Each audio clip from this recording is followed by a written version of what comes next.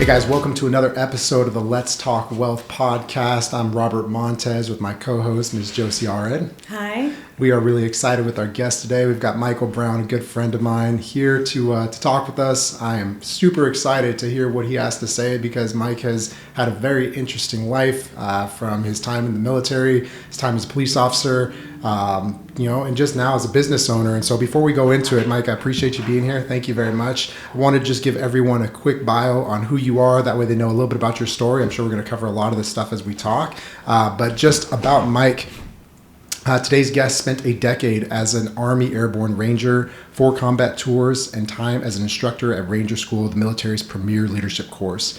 He then served as a law enforcement officer, as a SWAT operator, and master tactics instructor.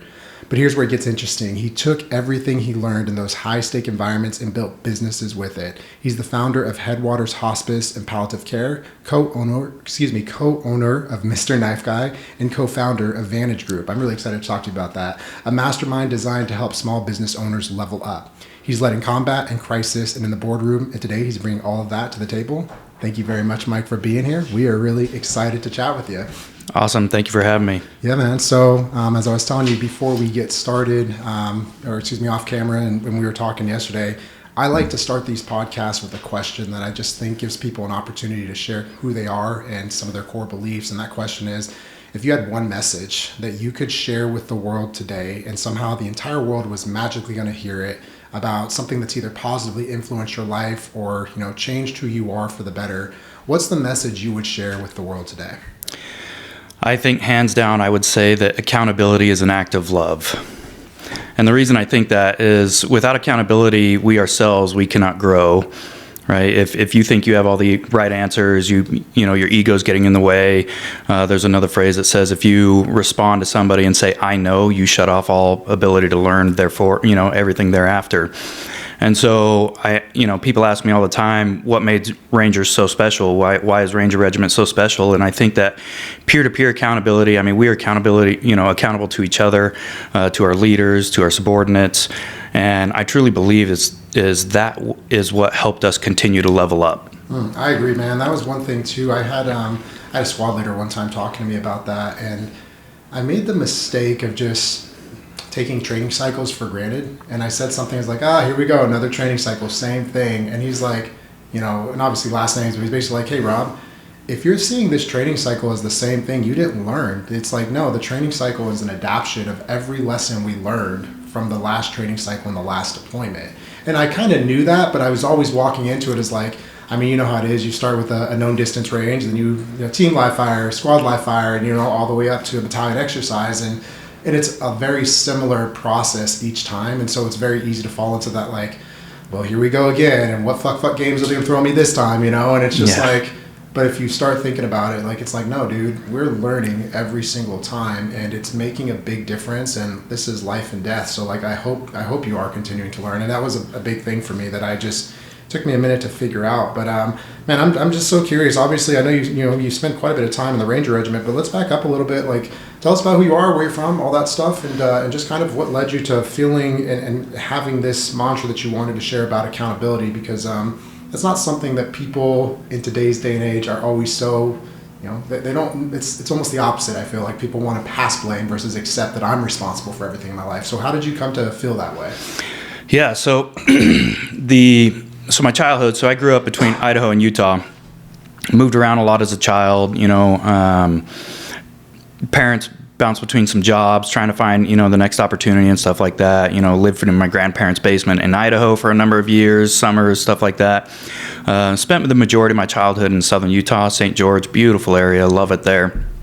We grew up, pretty poor. We didn't have a lot. And I was just kind of one of those people that was always, saw somebody driving in that Corvette or nice car or something like that. And instead of being jealous of that, I was like, how do I get that? And so I was just always curious, always wanted more than what I had. I had friends that, in high school that had nice things and nice houses. And so that drew a lot of curiosity to me because I was on the other end of the spectrum in terms of my childhood.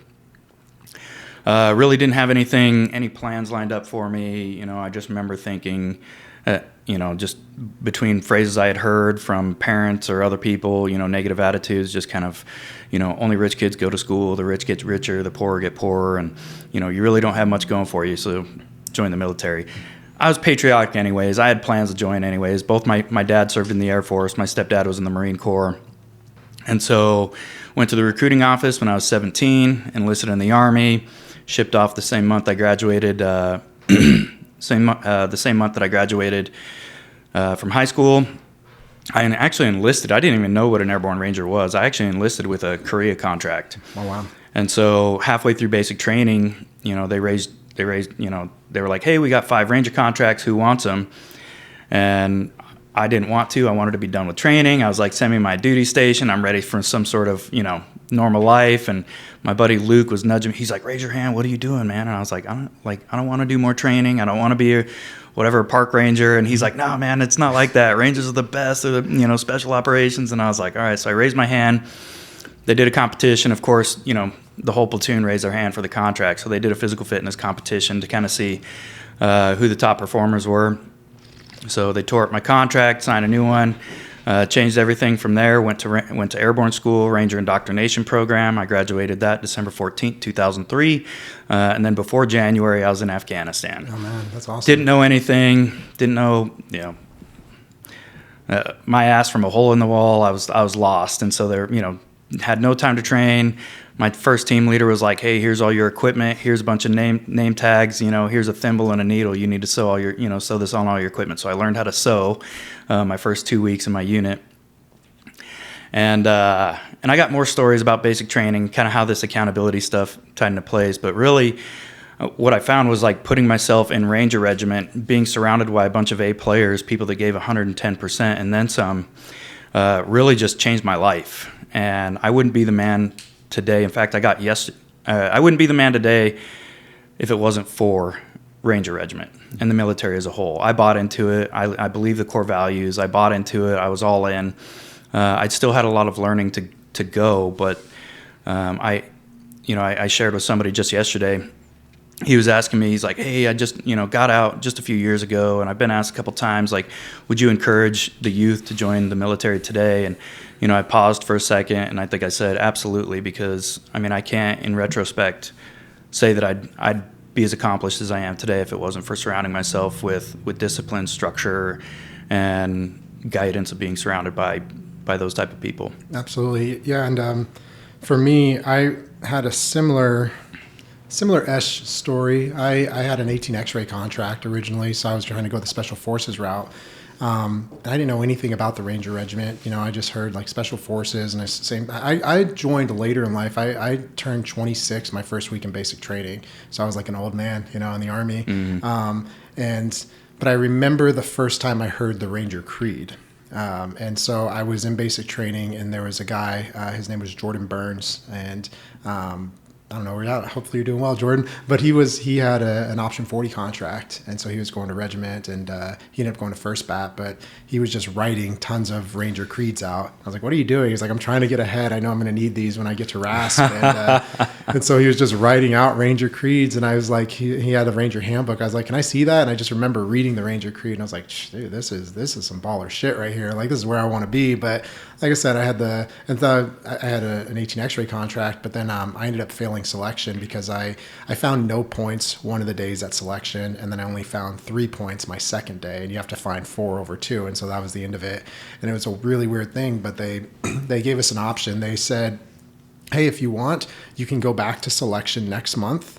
You can go needs of the Army, so I was like, oh, I want to go to selection next month, whatever. So I'm just hanging around in like a holdover. But then the Ranger recruiter came over, and I remember talking to this guy. He was like an E6, just super cool. And he was like, oh yeah, so what are you doing here? Why are you trying to go the Special Forces route? Why'd you join the Army? And you know how it is, like young and dumb. You're just like think like gung ho, like you don't know shit about shit yet. Yeah. I was like, I told him I was like, oh, I joined to kill terrorists. He's like, oh, you got the wrong job. I was like, well, what do you mean? He's like, SF, cool dudes, man. You're going to train a bunch of guys. You're going to be, high speed, great training, all that, no doubt. He didn't take anything away from SF. He's like, but all the Ranger Regiment does is high value target capture kill missions. That's all you'd be doing. So all you'll be doing is killing terrorists. I was like, oh, well, shit, how do I do that? And he was like, hey, come on over here, buddy. And so that was that. But man, I'm so glad. Like I looked at my friends who went the SF route versus me going to regiment, and yeah, SF has a very like broad amount of training that you get in their train up. I'm not taking away from that, but it's very different from going to battalion, deploying right away, getting into training cycles and really doing your job, and like with a very big focus on it. And so that's what I saw. So when you went, so you went obviously while still RIP. So it was 3 weeks of just getting your cheeks beat basically, and just getting messed. What was RIP like? I mean, I went to RASP, so we had 2 weeks where they fuck with you pretty bad. But after that, it's like 6 weeks of training. Like, tell us the RIP stories. Yeah, so RIP was intense. So airborne school is right up the road from 75th, and so leaving airborne school, got my duffel bags, rucksacks, and they're just like, "Hey, come up the road," and they sprint, and there's just this trail of guys with these RIP contracts. Rucksacks falling, stuff falling out of their duffel bags. People couldn't keep up, and I just remember it was a hot summer day, and I'm just baking, trying to get up this hill. And so got there, and quite frankly, it was just shock.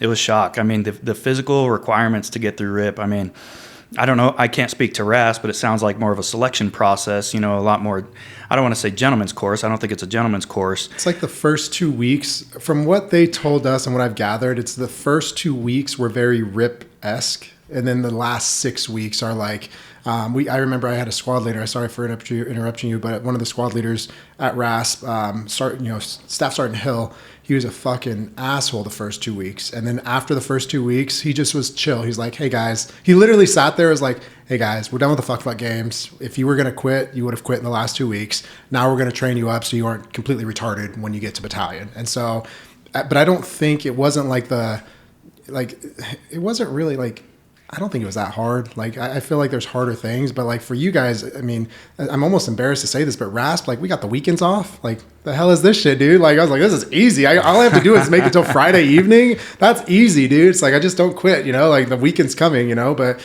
was it like that at RIP, or was it straight through? No, I remember RIP just being straight through. And it was hell. I mean, honestly, the 3 weeks of RIP was worse than the 13 weeks of OSUT. And it was a lot of mass punishment. One person couldn't do something, everybody was punished for it. And so I was on RIP hold for a handful of days, and even then, it was hell. It was like, "Oh, you don't get to be bored here." And so, they'd call you out. Somebody does one thing wrong, everybody's getting fucked up for a period of time. Riding the Ranger Creed over and over and over again, running drills over and over and over again.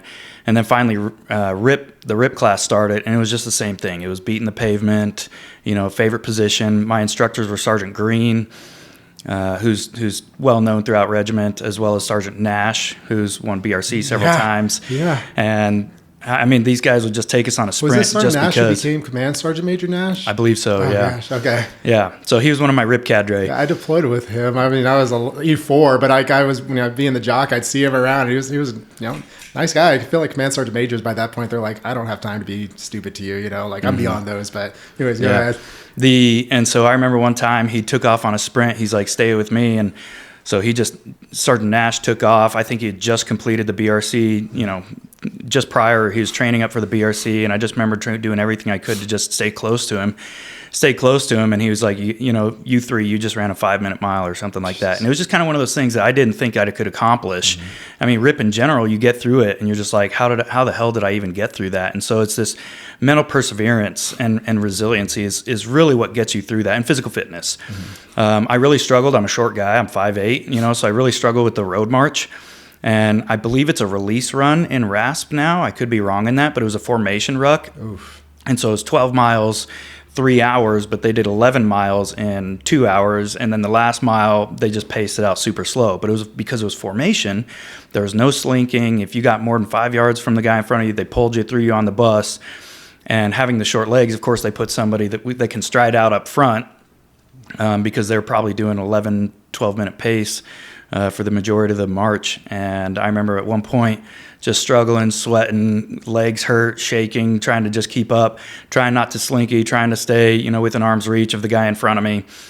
And you couldn't jog either, right? So there's you had to walk. They didn't let you run at all. Wow. And being with short legs, trying to keep that stride for that extended period of time, 45 pounds at a minimum in your ruck, it was extremely challenging. And I remember one of the instructors started walking my direction, and I'm like, I'm so fucked.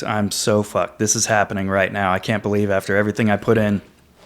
And then he pulled the guy right behind me, and it was just kind of like that reality check of like, this is real. I could get pulled any minute. Yep. And so I buried my nose in the rucksack of the guy in front of me, and just one foot in front of the other. And I kind of say that that's what getting through RIP really was, right? It's going to hurt. It's going to be hard. You're going to get yelled at. You're going to get smoked. You're going to be punished for things you didn't do. And so a lot of it's just your desire to accomplish that and complete that, and the resiliency that's important. And I remember too, another story is Cole Range, right? Everybody's doing push-ups around the pit. Shoulders, your feet were on the shoulders of the guy behind you. And so they're having you do these push-ups. They're like, if you do 10 with uninterrupted push-ups, this will all end. And it just seemed to never end, right? They find an error in somebody trying to do those push-ups. And I remember that was the first time somebody actually quit. People had fallen out a handful of times through RIP, throughout the weeks. But that was the first time we had one person quit. And then after that, it was just like another, and then another, and then another. And again, it was just sheer resilience and physical fitness. I just buried my nose, knew that I wanted to graduate. I didn't want to be a failure. And sometimes I think my fear of failure is just as much of a driver as my fear of completion, or my goal of completion. Yeah, that's I remember watching people quit, and the first experience I had with it was actually at SF selection, because, well, first I remember there were guys who quit before it even started because they just wanted an airborne contract. So they went to airborne, and then they got to like SF selection. They're like, does anyone want to quit right now? And people threw their hands up. I was like, what? You could have got an air. All right, cool. And so I was like, all right, whatever. They didn't want to be here anyways. But then I remember at selection, it was just pouring rain, freezing cold. And we were just out and about. I'm not sure if it was at selection or maybe I was at SOPSI, which is the Special Operations Preparation course.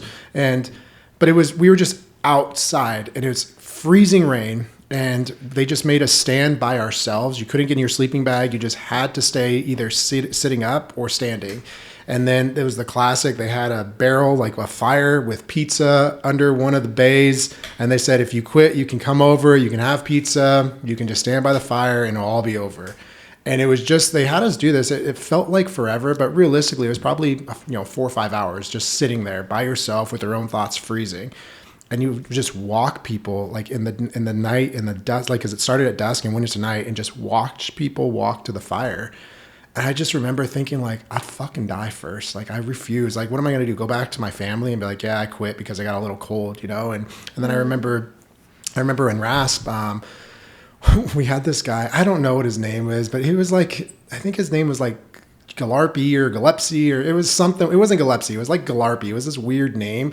And this guy was the most like gung-ho, mega-hua, like just dude. After airborne school, like immediately after airborne, he went and got an airborne tattoo with a maroon beret, and he was trying to go to regiment. So he shows up with you like, to everyone else who doesn't know, it's like, you fucking idiot. You have asked for it. So he's showing up with a tattoo of a maroon beret, like in a skull, and he's done nothing, right? No unit, just gone to basic and airborne.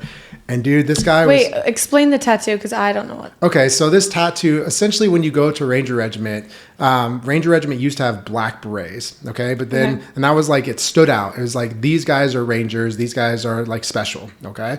And then, well, the Army is like, everyone gets a trophy, so everyone got black berets. So the Ranger Regiment was like, fuck this, we're going to go to tan berets. And so it's like a big deal. Like the special forces have green berets, Rangers have tan berets. If you're in an airborne unit, you wear a maroon beret. So it's like, oh, these guys are airborne units. And if you're a conventional unit, you have a black beret. So it just kind of signals like guys who have done different things. So he showed up with a tattoo of like a maroon beret, which is like a leg unit, like, ugh, gross, like how dare you, And so this guy was like super small, and he couldn't figure out how to get his ruck. And like, this was with the new Army rucks. It wasn't like when we got to battalion, they gave us Alice packs and all that stuff. But like, they were the big Army conventional, weird, like plastic, ACU weird things. Rucks. Yeah.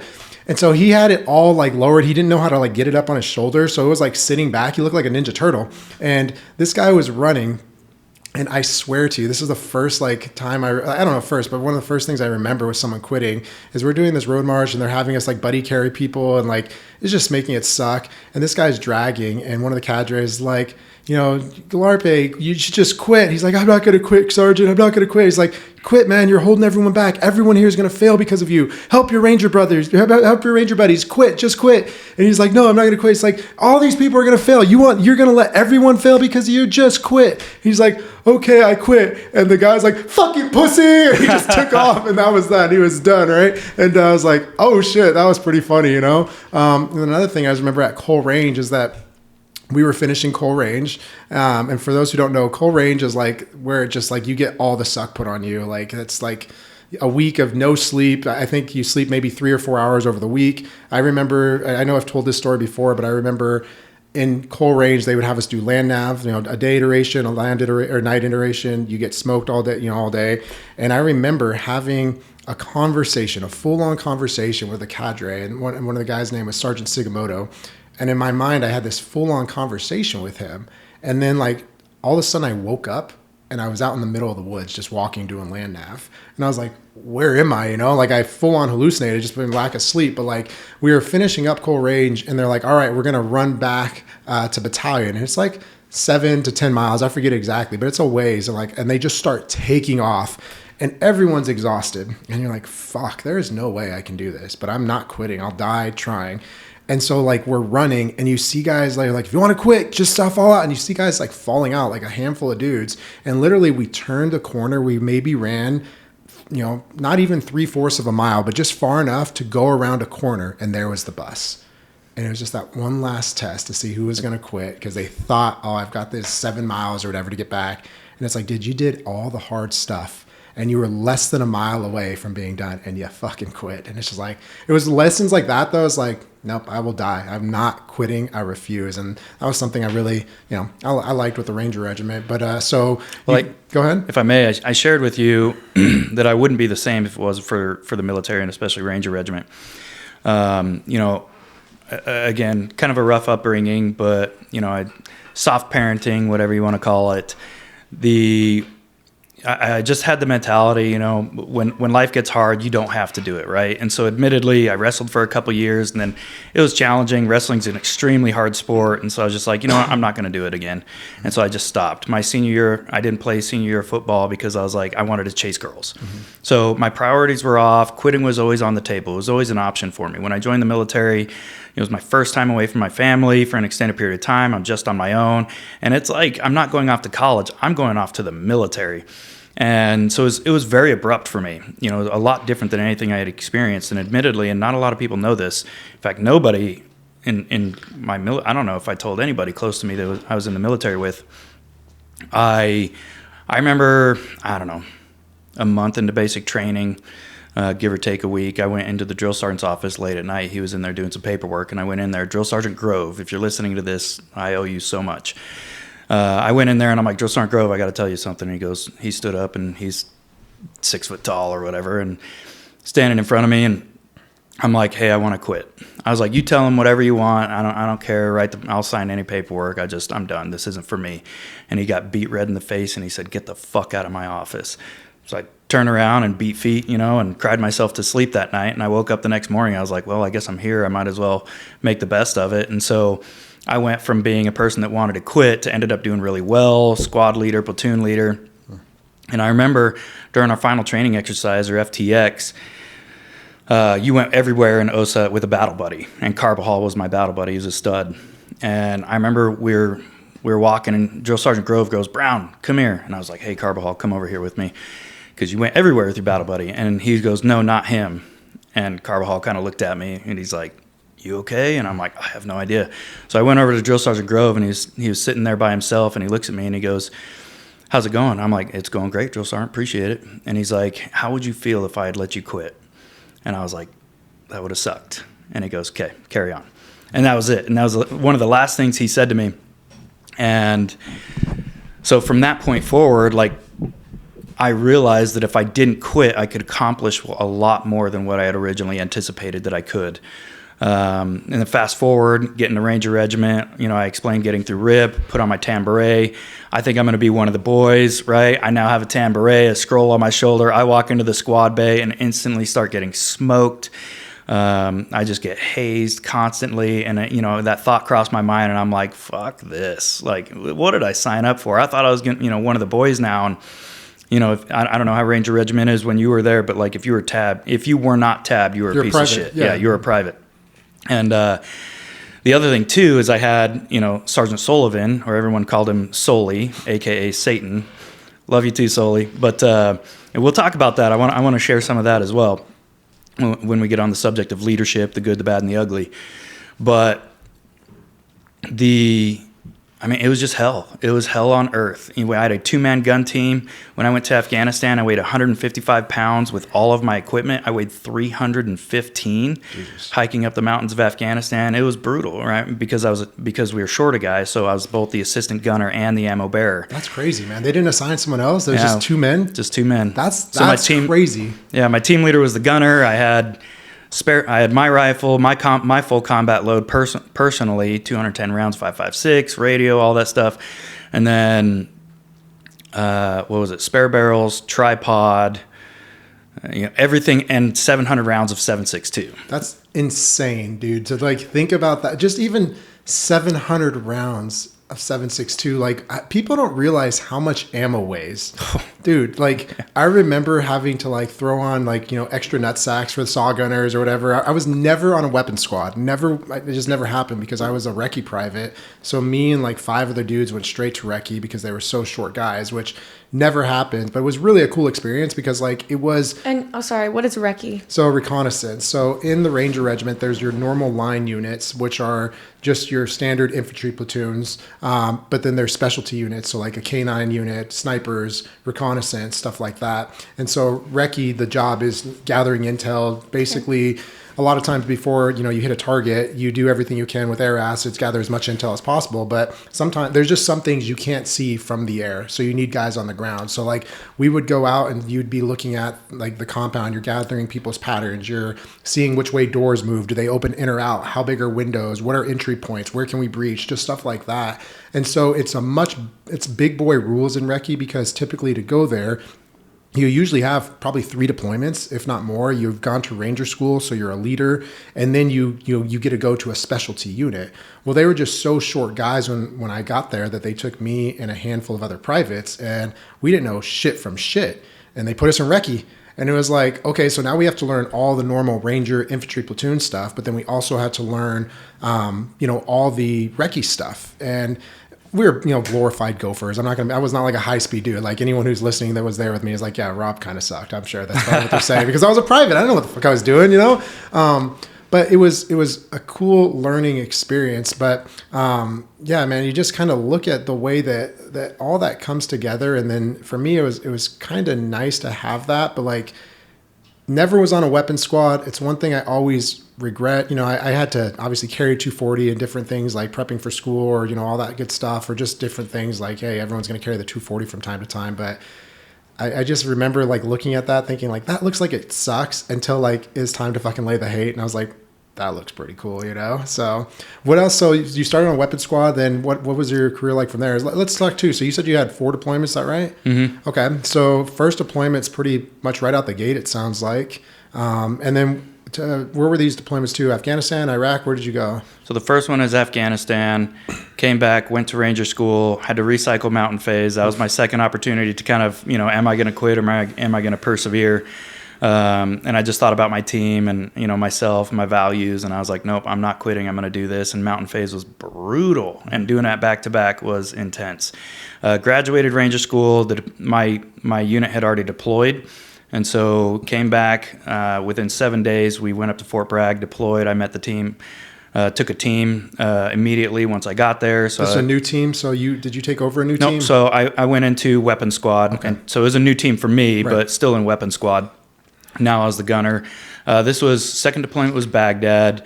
Spent a lot of time on Humvees, a lot of direct action type stuff. But again, being support that I was in weapons squad. Came back, did a full training cycle, deployed again. This one was Mosul, Tal Afar area in Iraq. Easily our hottest deployment. I think we still hold a regimental record. I think we conducted 300 operations that 3-month deployment. Dude. That's insane. Sometimes 2-3 missions a night. I mean, it was back to back to back. It was extremely intense. What year was this? 2005. Yeah, so that's when the war was cooking, man. Yeah, Okay. it was hot. We had a lot of contacts. Our boys were shot, blown up by grenades. I had a grenade thrown at me. So I remember this mission I went in. So I was a line squad at this point.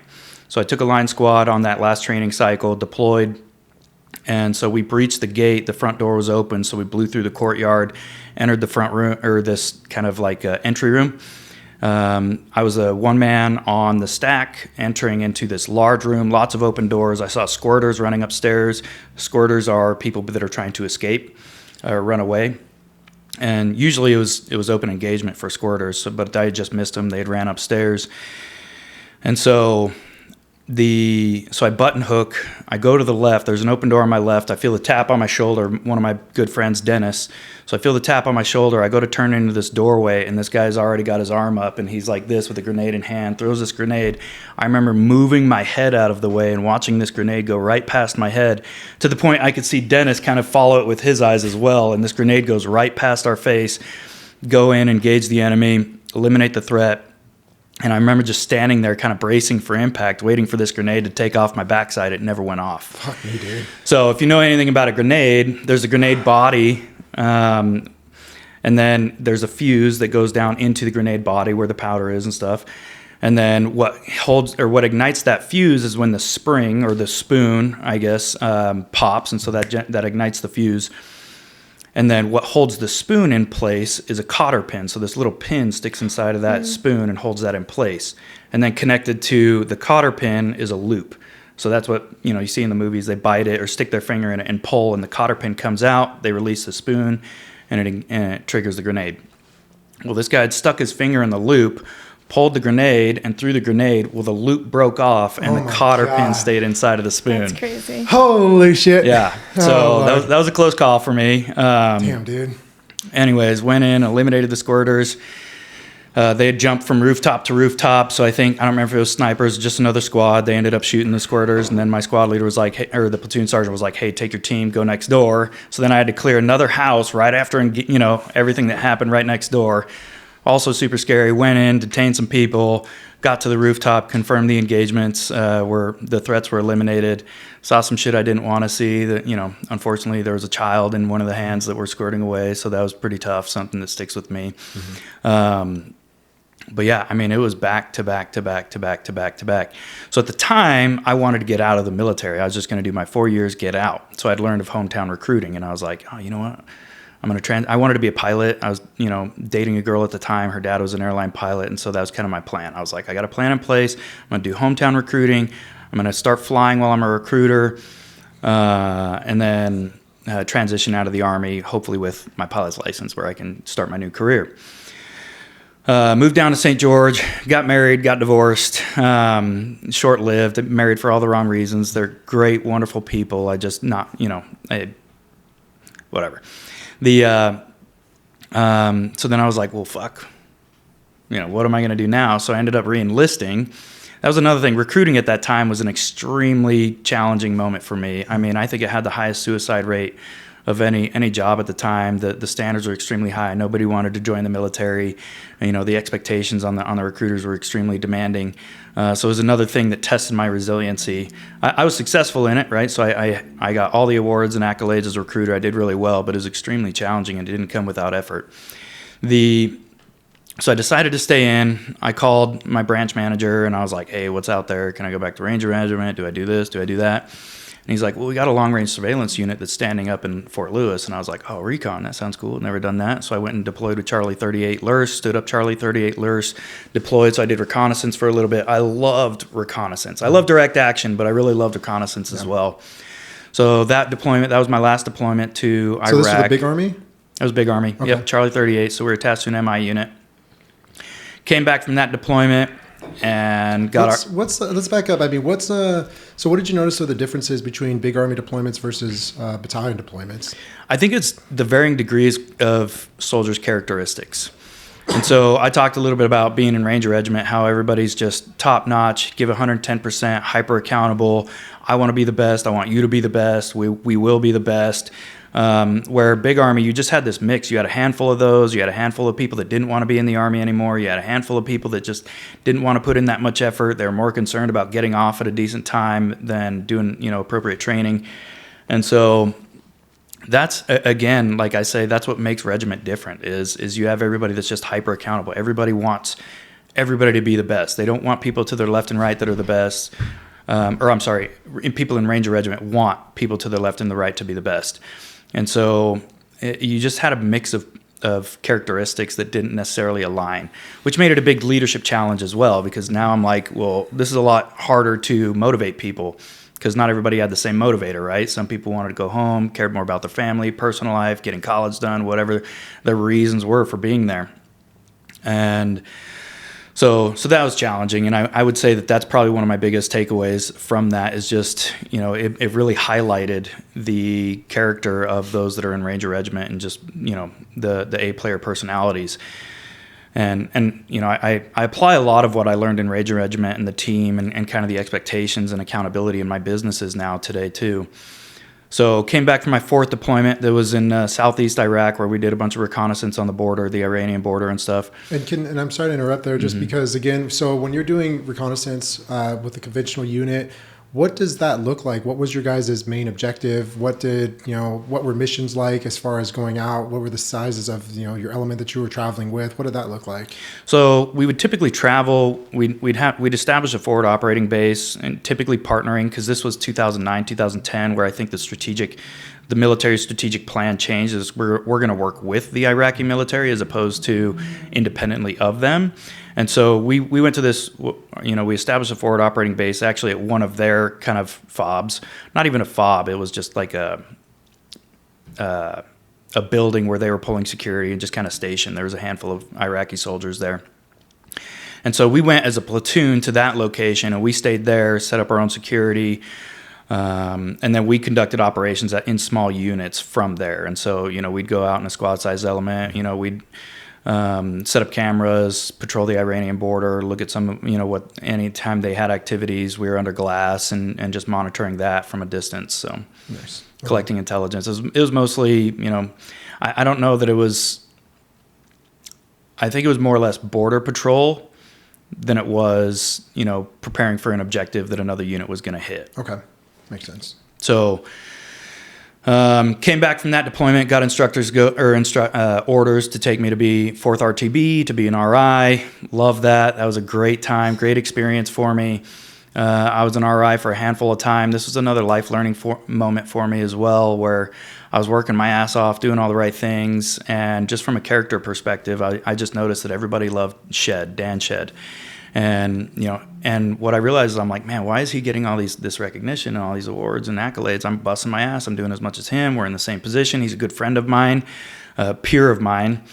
And it was just one of those things that I realized that he was always willing to go help people. He would always raise his hand. Hey, let me help you with that. He'd go out of his way to help other people, volunteer for other things. And so it was kind of this moment in my life that I just noticed that he gave a lot more. And so that was a moment of myself, a little character change that I was like, you know what, I'm going to start doing that. I'm going to start volunteering. I'm going to start going out of my way to help other people. And just a little tangent there. But so that was an eye-opening moment for me. And I think that's carried on, and I think that's helped me a lot in my personal and professional life after the military as well. So before I left, I ended up being an ops NCO. Went and got my jump master, so I became the ops NCO, managed all the jumps, the operations, behind the scenes there at Charlie Company, 4th RTB. And I had, 9 months left in the Army, maybe a year left in the Army. And I applied for a unit called TFO. You familiar with Task Force Orange? Yeah, I am. Yep. I had a guy that, I won't say his name, but I had a guy from Recce that ended up going there, just that I didn't know what it was until he went, and then he talked to me about what their mission set was, and I was like, I didn't even know that existed. Yeah. So I applied to TFO, super crazy application. I mean, they asked stuff like, do you know how to hotwire a vehicle? Do you know how to fly a plane? Well, fortunately I did, right? I had my student pilot's license at the time, and And so they accepted my application, which I thought was really awesome just to even have it accepted. Sergeant Major called me of recruiting over there, and he's like, hey, man, I noticed you only got a year left on your contract. We're happy to have you. You know, you got a great resume. We really like your application. We think you'd be a good fit here, but, you know, you have to extend to re-enlist. And this is kind of my moment in my life that I was just like, all right, am I going to make this my entire life, or am I going to chase my dreams of entrepreneurship? And, you know, I kind of always had plans of getting into the private sector. And so I did some soul searching for a week, and I called the Sergeant Major back, and I was like, hey, man, I appreciate it, but I think I'm going to get out of the Army. And transitioned out of the Army. And then, yeah, life went a bunch of different directions after that. But that's, in a nutshell, that was my military career. One thing before we just finalize and move away from your military career into your private life and what you did there on the private sector. When you were, at RI, when you're playing the fuck games and you kind of see it from that side, I don't know, for me, one of the things that helped me was before I went to the Army, when I was in college, I pledged a fraternity. And I know people are like, oh, fraternity, but like imagine taking people and putting them into a RAFS type situation or like a RIP situation, but instead of it being structured, it's just college kids seeing how far we can push it. Like it was very, like, I feel like they watched like the SEAL documentary and they just like, let's do that to the pledges. And that's how they would treat us, So there was no, like, as much as people think it sucks and you're getting fucked with when you're going through, whether it's RIP, RASP, or really any selection program, like the Army has standards and they know how far they're going to push you. There are limits. They're not going to go past this. And, for me, when I pledged, it was honestly probably the hardest thing I ever did because I was so young. Like for you, when you're talking about doing all this stuff as an 18-year-old young man, I think a lot of people forget that. They see a grown man sitting in front of them now. It's like, oh, how hard could it have been? It's like, no, you forget, like these are kids, a lot of them. They're like 18, 19-year-old boys. And so when I pledged, I was also 18. And then what happened is once I became I got through and, was in the fraternity, then we'd have other pledging classes and I was on the other side of it and I was the one like helping with the fuck games. And I saw it was just a joke and everyone was laughing and everyone thought it was funny. I was like, oh my gosh, can you believe we did that to these people? And so like when I went to RASP and they were doing all the stupid stuff to us, that stuck with me because I was like, hey, they're just on the other end of it. This seems like a big deal to me right now because it sucks and I'm tired and I'm cold, but they're just playing games and they're going. I remember like when we were doing the pledging stuff, like they'd walk in from one room to another room and they'd be laughing and drinking beer and like joking about stuff. When you take that off, can you put that mic back on your other shirt? Yeah. It's all right. You're good, Sorry dude. about that. No, it's a backup mic, so it's good there. But like, was it different what was it like having that perspective where you're the person who's actually like, I know it's different at Ranger School where it's not all about just like dicking people down and making their life suck, but like, did that give you any perspective there as an instructor versus, when you're going through as a student? Yeah, so I remember going through Ranger School and, of course, getting smoked all the time, and I didn't understand it, and I was like, they're just fucking with us. We just need to get through this. And granted, I already gone through, RIP at that time, and I'd had some experience of, suffering through the suck. But as an RI, I don't think that I ever played any fuck games with people. If I did, it was very minimal. I really didn't get enjoyment out of that. Where I got enjoyment was elevating people. And really that peer-to-peer accountability, right? Because it's a leadership course. So I'm trying to constantly, make sure that they're understanding what they're doing, why they're doing it, how to work with each other.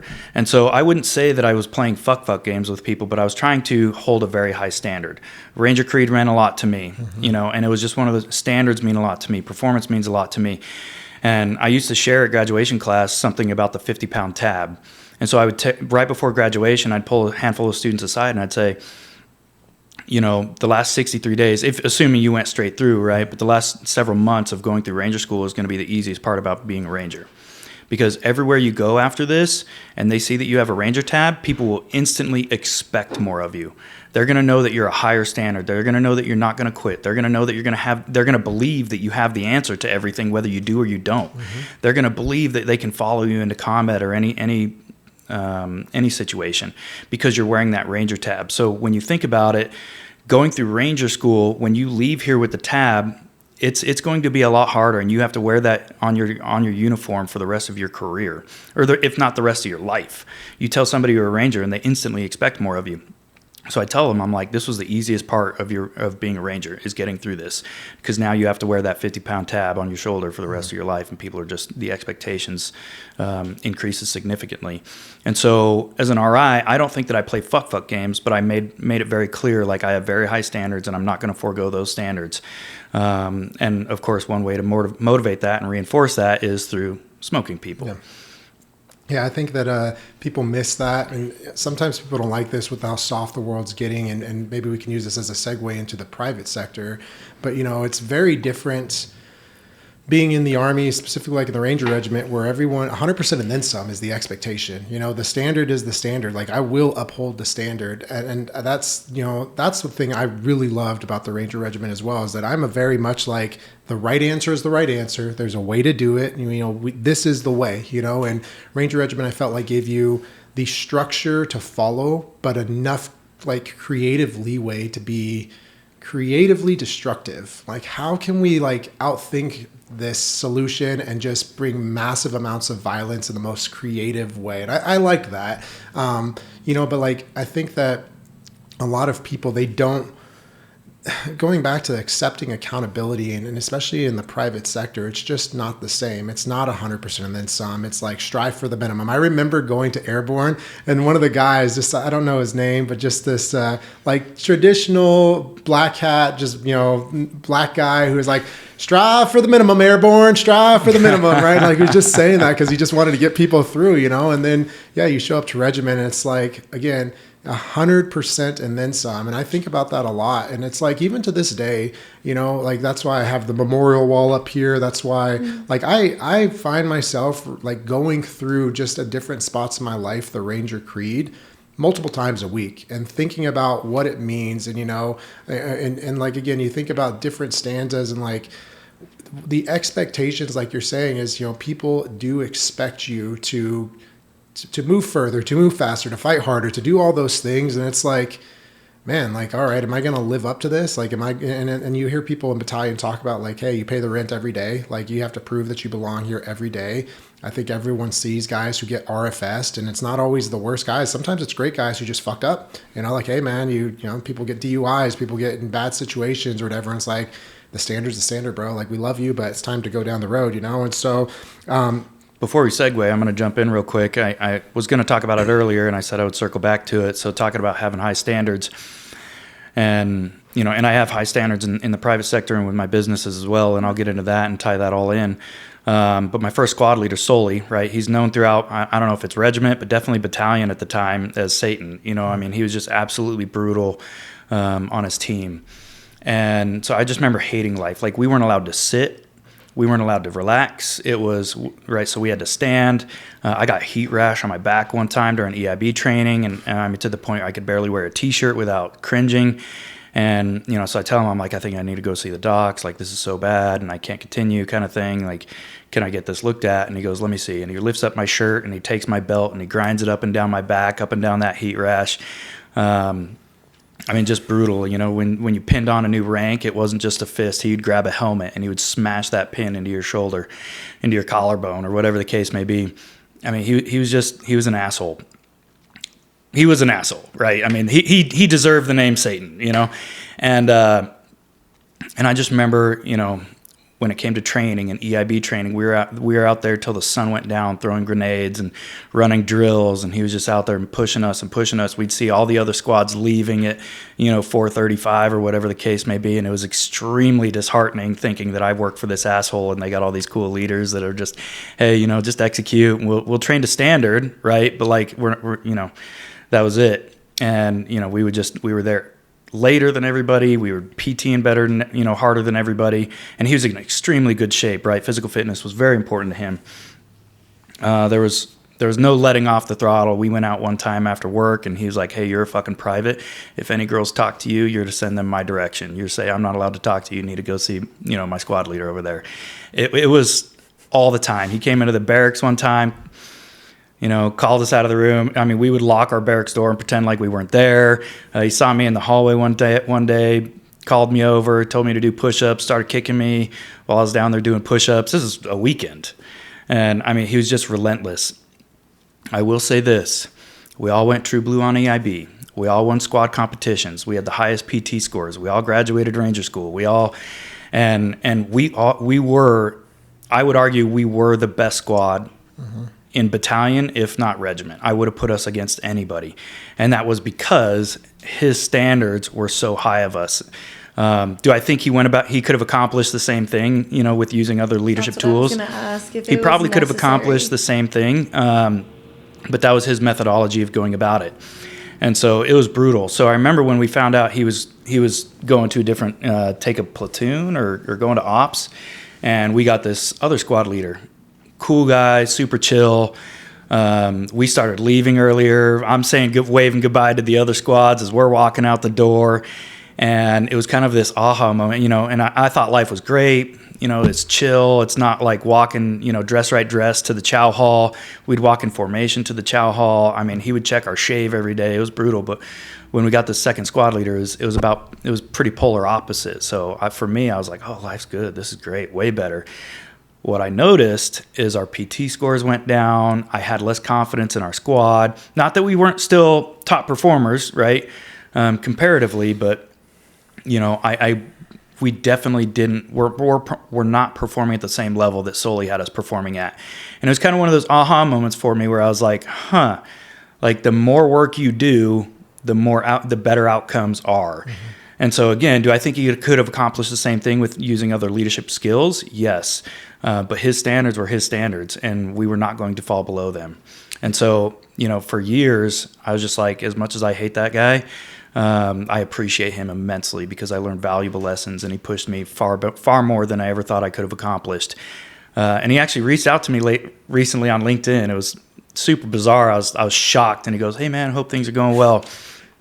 And part of me wanted to be like, motherfucker, yeah, how dare you? I hated you for Dude, years. I know what you mean. But I have an immense amount of respect for the man now. So if you're listening to this, I would just want to thank you, man. Super awesome. Appreciate you immensely. That's cool. What you're describing there was from me, a guy named Sean Keogh. So when I first showed up to battalion, Staff Sergeant Keogh was kind of a legend in battalion already as a squad leader, Silver Star recipient. Had some crazy shit happen. Was in battalion during the height of the war.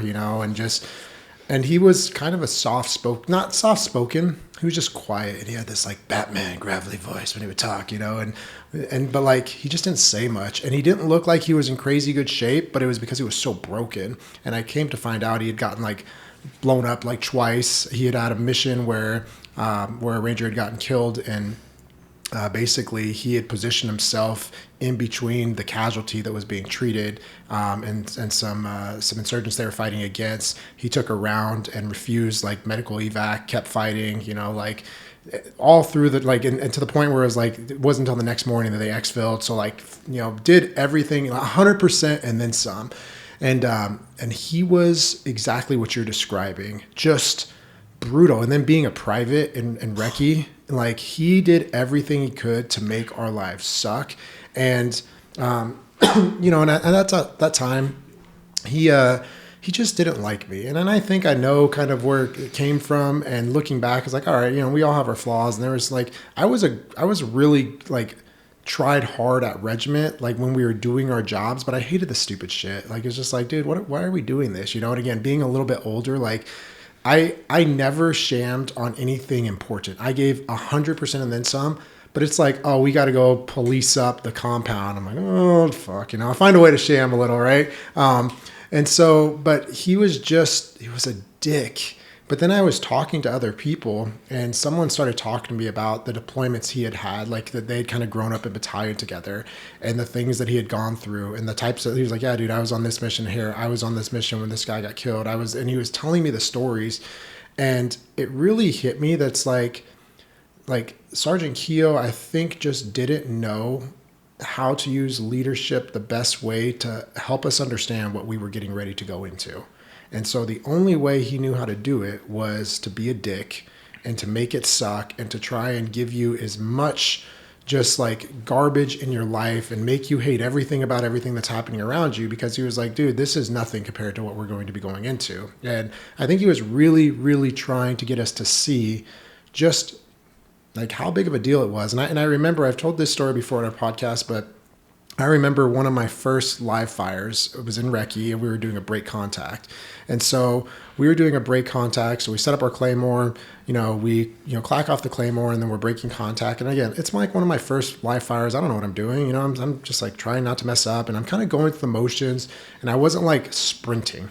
I was like running, like, breaking contact. Yeah. And like Sergeant Keogh and then our first sergeant at the time was First Sergeant Barrett. They came and First Sergeant Barrett, he like he grabbed me and pulled me aside and started like yanking me. He's like, what the fuck are you doing? Do you not realize what you'd be doing right now? You're running for your fucking life. Why are you jogging? And then Sergeant Keogh just starts smoking the shit out of me out of a live fire. And I'm like, oh shit. But I was like, they were right. Mm-hmm. They were right. And I was like, dude, you're right. Like, we're out here in a four-man team. If we're taking contact and we're running, it's like you are running for everything. You're hoping to get away from this you're probably dying here. Like, you need to run. And it's like, and I kind of was like, okay, I see why they're making my life suck, because like, you're right. I don't get it. And then I was in battalion for 3 years. And then, and so it was like long enough to like figure it out, but not long enough to like, it's not like being a squad leader. It's not like being a platoon sergeant or anything like that, but it's long enough to be like, oh, I didn't know shit about shit, and I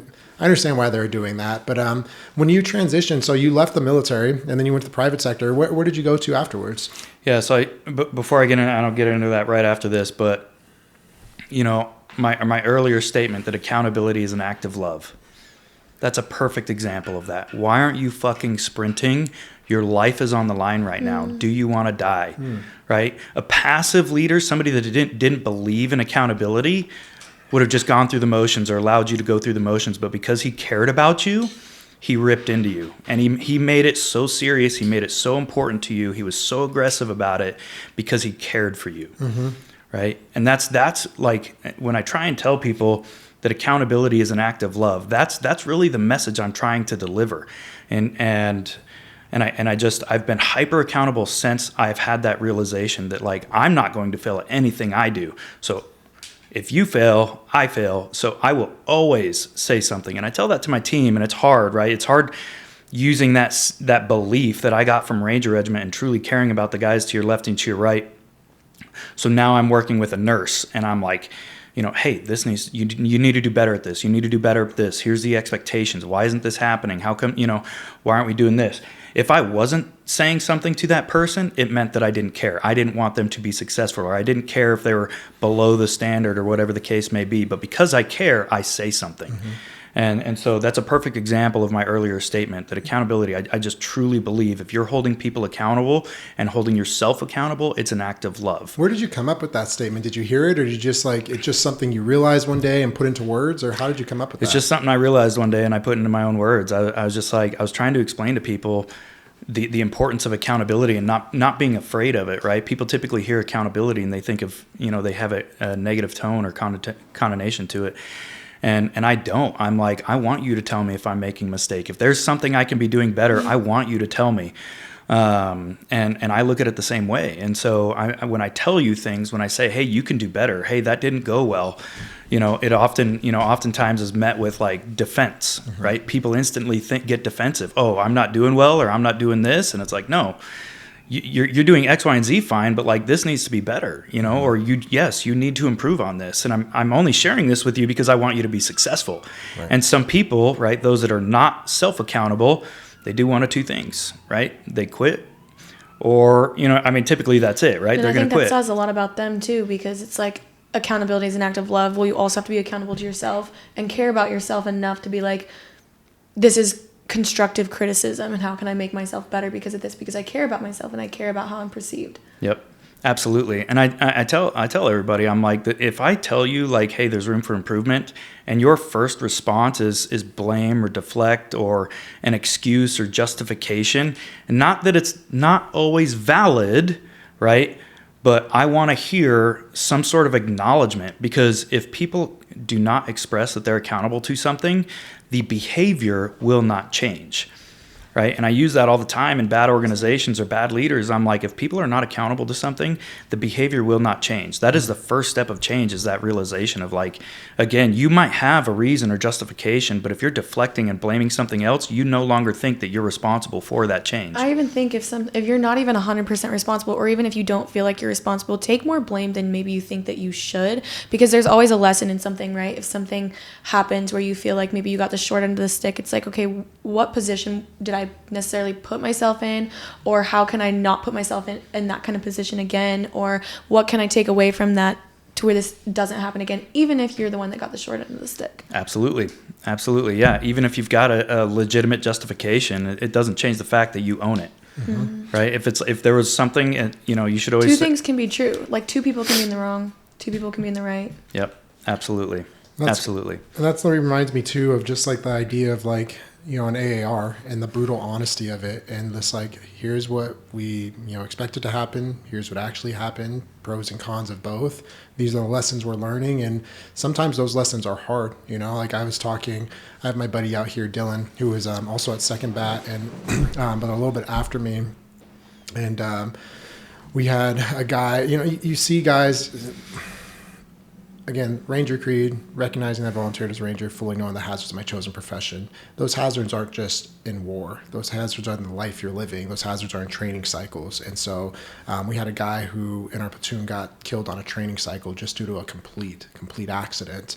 And it was horrible. And he, basically guys doing ready up drills, practicing, dry fires, ready ups. And one of the guys, they had cleared out everything. Everyone checked mags, but while earlier in the day in a training cycle, a round had fallen into his magazine pouch. And so when he took his mags and seated it in his mag pouch, it chambered the round, or it seated the round in his magazine. No way of knowing it. Goes, does ready up, throws in the mag, bolt goes forward, fires the round. And again, we're always knowing where your weapon's pointed, and fires a round off, hits Devin, hits him, he bleeds out, he's dead in basically the bees on a training cycle in Yakima within like 10 seconds. And it's like, hey, we still got to train tomorrow, Jesus. Yeah, well, what are you going to do? You're deployed and people die. Do you not do the mission tomorrow? What do you do? Stuff like that's like Sergeant Domain. I think when he got killed, this is again, and I'm telling a story, I wasn't there for this. This was before I got to battalion, but talking with other Rangers, it's like this guy, they step off a bird, they start walking, they get off a path. I think him and Lieutenant White, Ashley White, they step off and step on an IED. It's at the beginning of a mission. He gets killed. I think he's on his 14th deployment. Do you stop the mission? No, you keep going. And then that's the same mission that Christopher Horns got killed on. Same thing, steps on IED. And it's like, you don't stop, And so like, again, same thing. People get killed in a training cycle. Of course, the natural like answer is, we need to stop. We need to think about this. And sometimes, yeah, you do. You said, what do we learn? But a lot of times it's like people died and we still have a job to do. We still need to get ready for this deployment. And if we don't train now, more people are going to die, And so it is a really hard thing. But I think with what you're talking about, like with the accountability, that's one thing I try and teach my son is like, hey, dude, like you control your thoughts, you control your actions. No one can influence you. No one can make you happy or sad or upset. Like you get to control your own emotions, because I think as soon as people are willing to accept accountability for every aspect of their life, good or bad, if you take responsibility for it, that means you can change it.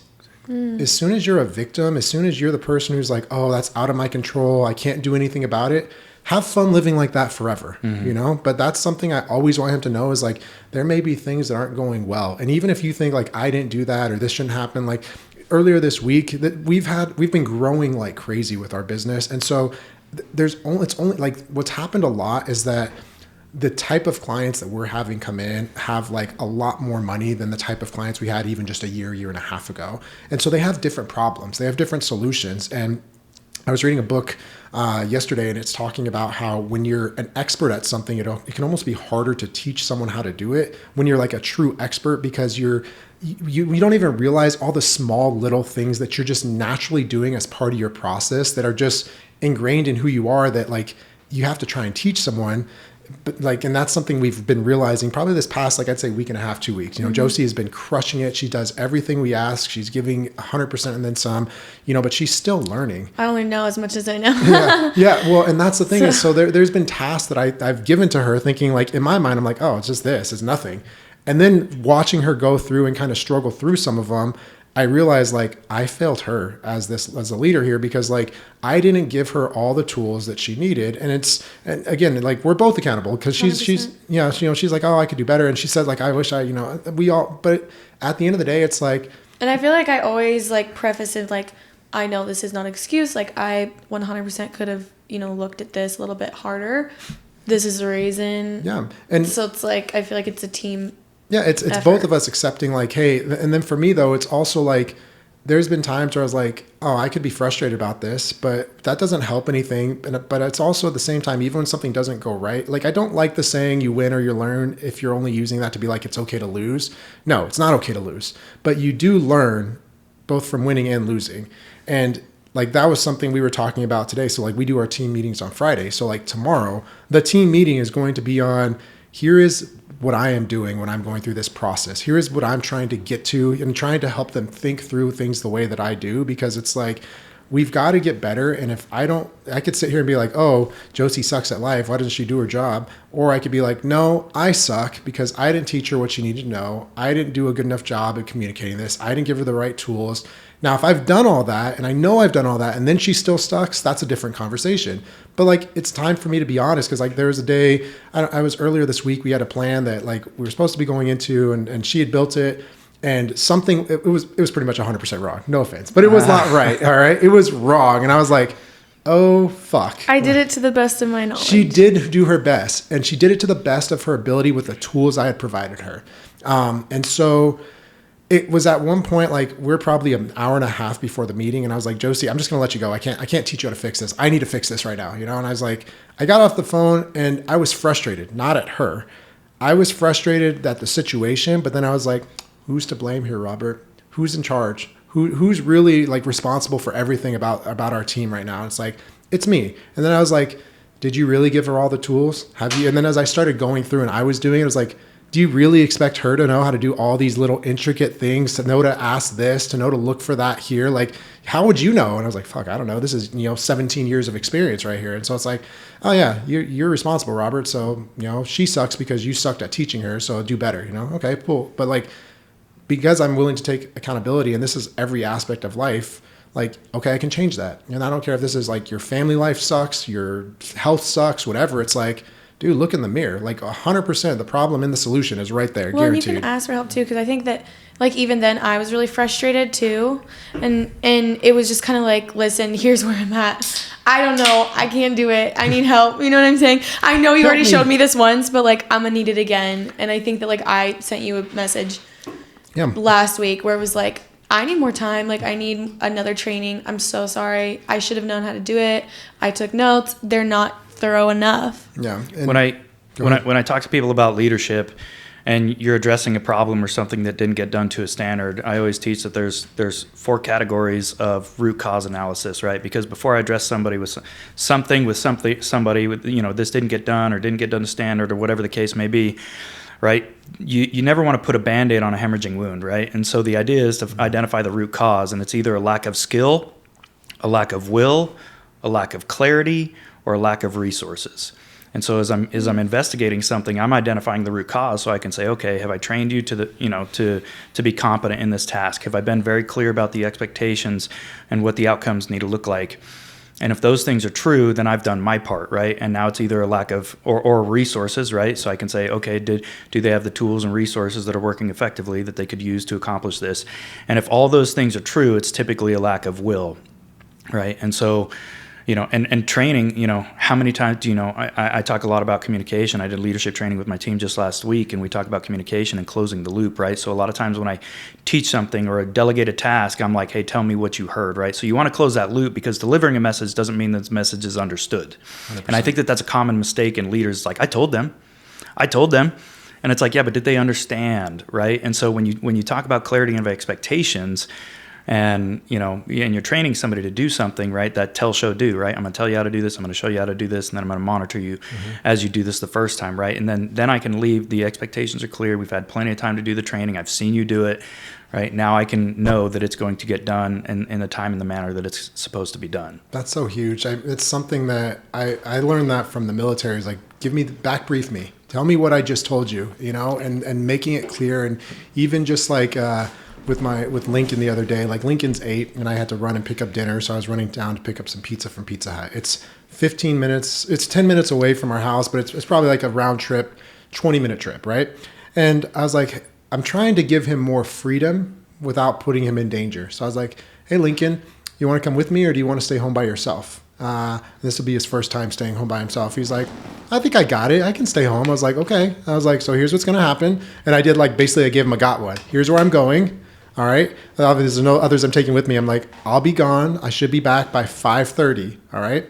What to do if I'm not back by 5:30? Give me until 6. But if I'm not back by 6, something bad has happened. That doesn't mean I'm hurt, or maybe I just had a flat tire. But if I'm not back by 6, I want you to go to so-and-so's house and have them call me. Do you understand that? Yes. Tell me back what I just told you. You're going to Pizza Hut. You're going to be back by 5:30. If you're not back by 6, I go over here. What if they're not home? Then you go over here. And so he just tell me it back, and I do this a lot with him just because it's like, you might think that you gave someone everything they need, but just because you said it, it's like they might have only heard 20% of what you said, and so it's like, have them repeat it back. It goes a long way, and it's a good skill there. I love this, and I'll segue into my post-military life here in a second, but I love this, that you learn that from the military. So when I got out of the military, I couldn't find a job to save my life. I reached out to an old contact. She lived in Seattle. I ended up moving in with her in Seattle. I'm working on my college degree. I'm applying for hundreds of jobs. This was 2013, 2014, right? So tech is blowing up. I have no degree, and I'm living in Seattle. And I applied for so many jobs, and I couldn't find any jobs. I'm sure part of that was my resume, right? It was very military-esque, lots of bullet points from my, NCOERs and stuff like that weren't really relevant. And so I didn't know how to, convert that information to the private sector. And so, I didn't get interviews. When I had interviews, I got turned down. So I was a E7 in the Army. I made E7 in 8 years. Wow. Ranger instructor, which is a premier leadership course in the military. So I taught leaders. I had, tons of experience of actually leading troops, managing equipment. I was a jump master, coordinating stuff. I got turned down to be a manager for a janitorial service. Jeez. I could not find a job to save my life, but I think that there's something to be said that there's so much value you get, especially in the infantry, right? Because there's no direct correlation of skill except for leadership. And I don't think a lot of the people in the private sector or corporate sectors really understand the amount of leadership and skills that being in the infantry teaches you, because everything is so critical. It's so important. If you're not sprinting, you're dying. If you're not doing this right, you're dying. If you're not doing this right, your buddy behind you dies. Mm-hmm. And so leadership is something we train. And I would say that infantry people, right, infantry men and women now are in the infantry. Is that? I don't know. Okay, that's a whole nother topic. Huh? Yeah, but I don't know if they are or not. I don't think they're on the line yet, but I think there's talk, But I think what is it? Pete Heck said that's like, nah, we're not doing that. Yeah. So, but yeah, it was extremely eye opening to me, and I just felt like a huge piece of shit. Honestly, I couldn't find a job, getting turned down to basically be managers for janitory. Considering everything I'd done, but you sharing this information, we're talking a lot about leadership and accountability and back briefing and how to be a good communicator and got instructions and delegation of tasks and stuff like that. I think in the infantry that is done above reproach compared to the rest of the world. And it's just kind of sad that I don't think a lot of people in the private sector see it. And so I've taken a lot of that and transferred that into my businesses as well. As you're transitioning into your private sector, we've been saying that for like 20 minutes now. Yeah. But man, you know what? I want to point out something too, because my hope as we do these podcasts is that, Josie and I on our podcast we did last week, we were talking a lot about just what we think it means to be like, just like not just a young man or a young woman, but just men and women in general. Like, what does it mean to be a good man, to be a successful man, to be a successful woman? And like comparing that to what like society puts out there. And this is a lesson that I think that maybe someone could take, is that, dude, I'm listening to your accomplishments while we're talking, and knowing what it takes, you know, to do everything, to get to battalion, to go through Ranger School, to, you know, have multiple combat deployments, to work yourself up to being a squad and then a platoon or a platoon sergeant, to do all these things, and to make, you said E7, so you made 7 and 8, you said? Mm-hmm. That's fucking huge, dude. And so like someone who is a civilian, has never been in the Army, never been in the special operations community, might hear that and be like, oh, okay, whatever. But it's like, these are major accomplishments. But then when you go out to the private sector and you couldn't get a job, it doesn't mean you didn't still have all those accomplishments. It doesn't mean you still weren't a qualified leader. It doesn't mean any of those things. It just means that, you know, people couldn't recognize that. And again, going back to 100% accountability, you probably weren't communicating it as well as you could. And like right now, if you were to use the same accomplishments you have, knowing what you know, having a little bit more experience on the civilian side, you'd probably get picked up and be CEO of some major company if you wanted to. And like, you know, it's just, it's perception is also reality. But I think that's a life lesson too, is that just because someone else doesn't recognize your worth or your value, it didn't take away that you still had done all those things, that you still were that person, you know? And so I think sometimes we miss that. Sometimes That's so true. Yeah, we were talking about this yesterday, about just life in general. I won't go to the specifics, about just like what makes us have our worth. And it's just us. It's right here. What do you think in between these 6 inches? It doesn't make it easy. Like, I don't think that you can just be like, oh, I'm going to switch my entire mindset. It's like something you have to work on too. So I'll jump in on that. Competence on that. Yeah, go ahead. Like I've got to say, like for me, I think that confidence comes from competence. Confidence comes from overtraining. Confidence comes from, I have worked harder than everyone at the things that matter most to me. Like if I were to go out and do anything that I care about, whether it's like work for me, I know we're smashing our competition. Like bring it. I love the competition because they make my life so easy. Thank you guys. But I also like, let's use a more easy thing like jiu-jitsu. I can't just walk out of the mat. I could talk shit and do all this stuff and be like, I'm the biggest, baddest dude. But if I don't train hard, I'm going to get fucked up. Like that's the way it goes. So competence is going to confidence comes from competence. It comes from overtraining, showing up early, staying late, daily habits, slight edges that compound over time. That is what gives people, I think, the confidence to be like, I got good shit going on. And like, it wasn't like, hey, you're a brand new private and you think you've got all this stuff going on, you've accomplished nothing. It's like, no, we've really done stuff, and maybe someone else can't recognize it yet, but that doesn't change who you are. So anyways, sorry, I interrupted you. We were both talking. Good. You're good. I feel both ways. I've always struggled with like accepting my accomplishments and like patting myself on the back, and I'll share a little bit more about that. So like when I couldn't find that job, I'm on the phone with my dad, you know, he's like, oh, you've done this, you're great. Don't beat yourself up, this, that, and the other. But I still could, it didn't change the fact that I couldn't find a job. That's a good point. Totally. Right. And so it was like, well, it doesn't matter what I've done. Right. And it's about what I'm doing. And that's my philosophy now. Right. So when I became a police officer in Oak Harbor, Washington, loved it. I was a class president of the police academy. I shared that same, so I spoke at graduation. I shared that same speech. In fact, I had 2 core topics in my speech. One of them was the 50-pound badge, right? So I shared that same speech about the 50-pound tab, converted it to a badge, and I shared that. And then I talked about power versus authority, particularly really in any profession, right? I mean, you do not have power. God has power. Right? You have the authority to respond in certain way depending on certain circumstances. Same thing in law enforcement. And so I shared that, and I'm like, just because you have a badge and a gun, nobody has to listen to you. You cannot make anybody listen to you. You need to set your ego aside and understand that you don't have power over these people. You have been selected to protect these people, right? You are the same community you're enforcing the law is the same community you're also protecting them, right? So you only have authority to respond to certain situations with a certain level of force. Don't let it go to your head. You have no power. And so graduated the police academy. Went and became a law enforcement officer. I did really well, as I said, as you introduced. I was on the SWAT team. I made the paper several times. I found a mall shooter from the neighboring area. I caught an arsonist through some reconnaissance skills, actually. I hid in the dark, turned off all the lights on my car. I was like, he lit a fire here, then lit a fire here, and I was like, what are the odds there's an apartment complex over here?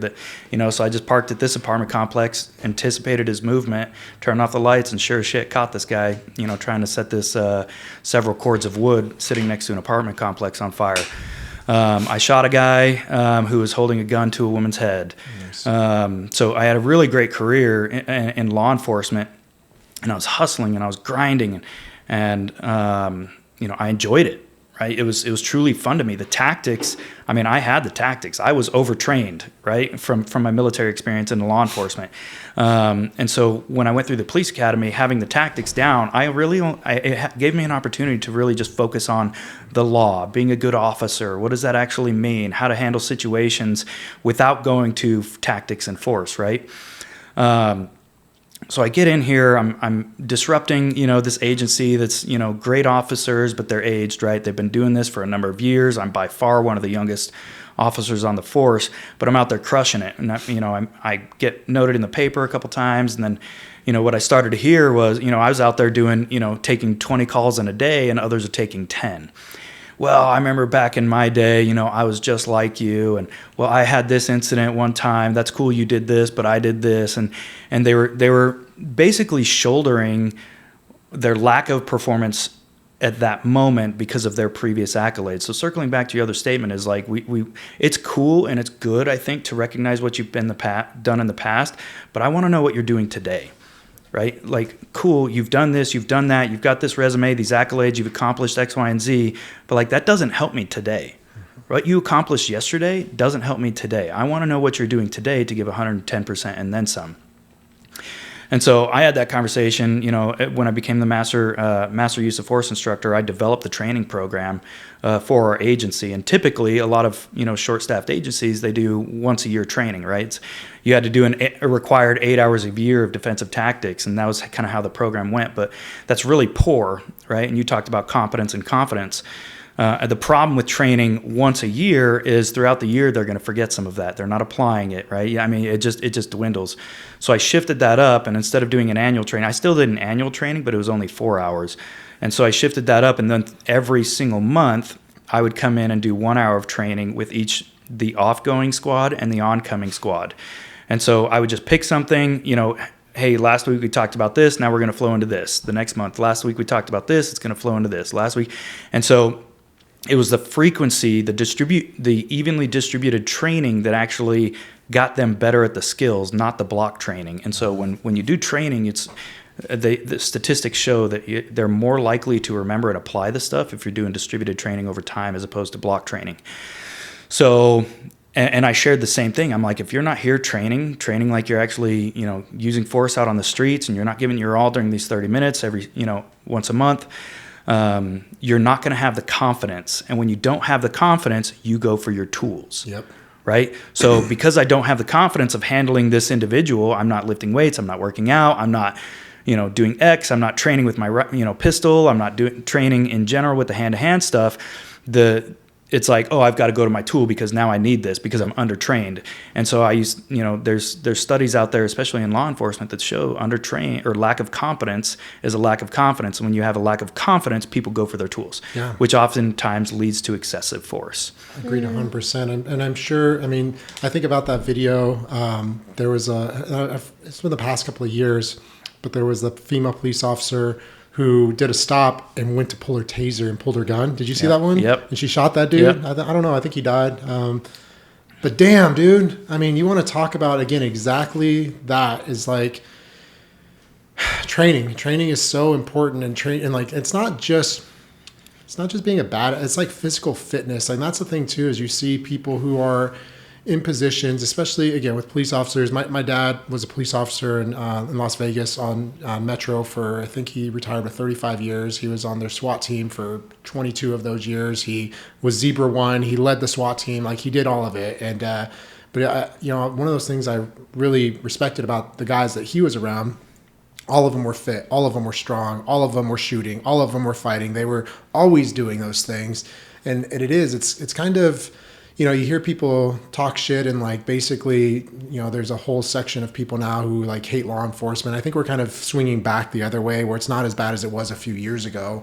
They talk about all this crap with police officers, but then it's like, but then you want to defund police, and it's like we don't give them the training or the funding they need to get these tools, and you wonder why they're beating the shit out of people. It's because they've never been in a situation similar to this. They've never had this type of high stress environment. And I don't know how it was for you, but like I remember like training, being pushed so much and like in the regiment to where like, man, they made this so hard and impossible to do. And it's like, oh, this is like, it's not like, it doesn't really go this bad most times, it's like, oh, and then we have this follow on where this went to shit too. And it's like, well, how many things can go to shit?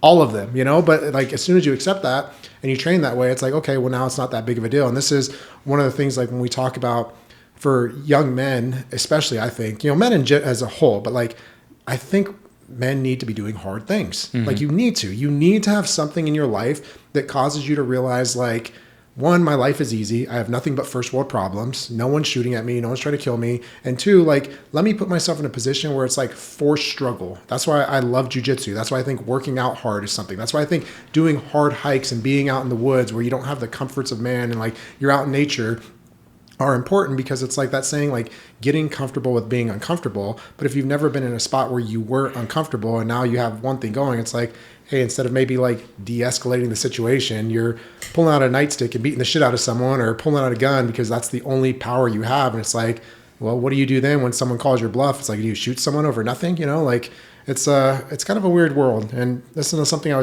talked to Lincoln about. And it's just like, I don't know, maybe I don't talk to Lincoln like a child, because I think as a young man in the world today, like, dude, you need to be ready. You need to be ready. And, for him, I talked to him about the idea of like, you've got to train every single day, Lincoln. You've got to be ready to fight when it's time to fight and run when it's time to run. And it doesn't matter that you're only 8. The world's not fair.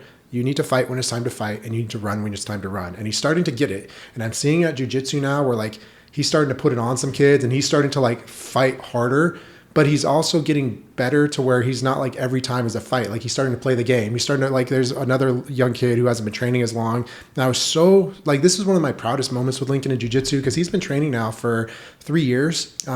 So he started like, it's weird watching an 8-year-old move and do like hip switches and like looking for things, and like, he's just like me. Like I'm kind of a dick when I do jiu-jitsu. Like I like dick moves that are just kind of funny. So like I like to pin people's arms and just smother them. So they like you can't, and they have to tap. I love doing that. It brings me joy to my heart, But then like there's a move called Mother's Milk where you just mount someone and you like crush their face with your chest so they can't breathe.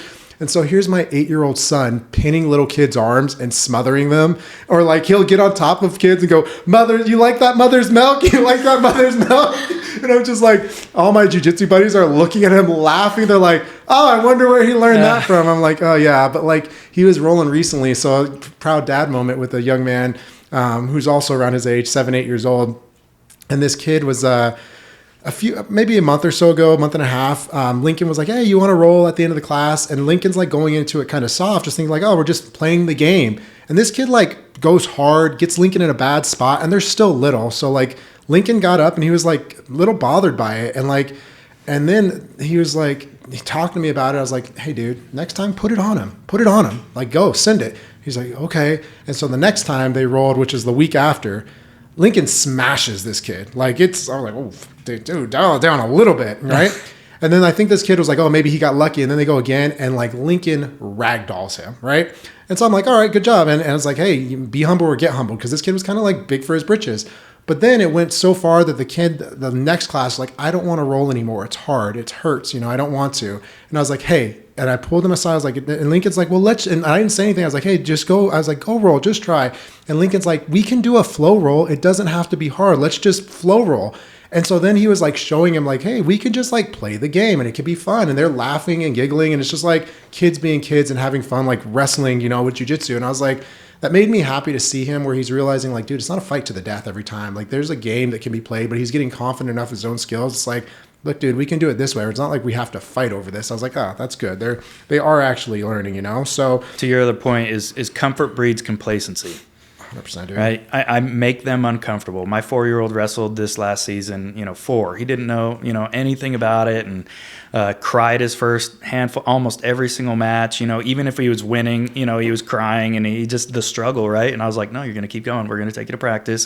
And he enjoyed it. Right. Thank God. Like he still enjoyed going back and stuff like that. But, watching him cry, and even when he loses, you know what I mean? He didn't win a bunch of matches, but we continue to push him and continue to get out there. And I trained him at home and did some things and stuff like that.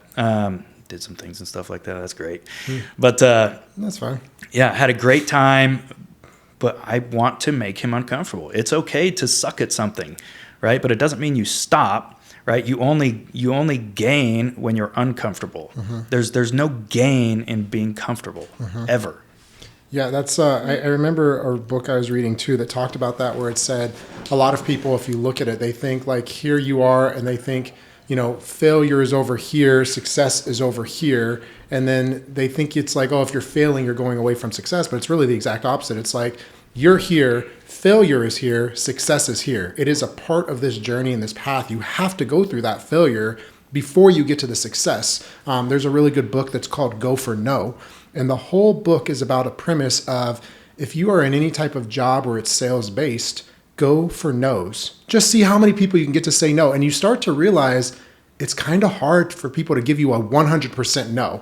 A lot of times you get, oh, no, right now, call me back. But you don't get a solid no. And it's like, go out there and say, today, I'm going to get 10 no's, And I remember hearing this guy one time talking about selling life insurance, and he was like, yeah, and I don't know, who knows, maybe it's a true story now, but it was made for a great story. He's like, yeah, I would go door to door and I would just walk up to people and say, you wouldn't want to buy any life insurance today, would you? And he's like, that was my whole script. And then somebody eventually was like, oh, I was just actually thinking about that. He's like, oh, I could talk to you. And he was like, that was his, like, oh, you wouldn't want to buy any life insurance today, would you? I was like, oh man, that's funny.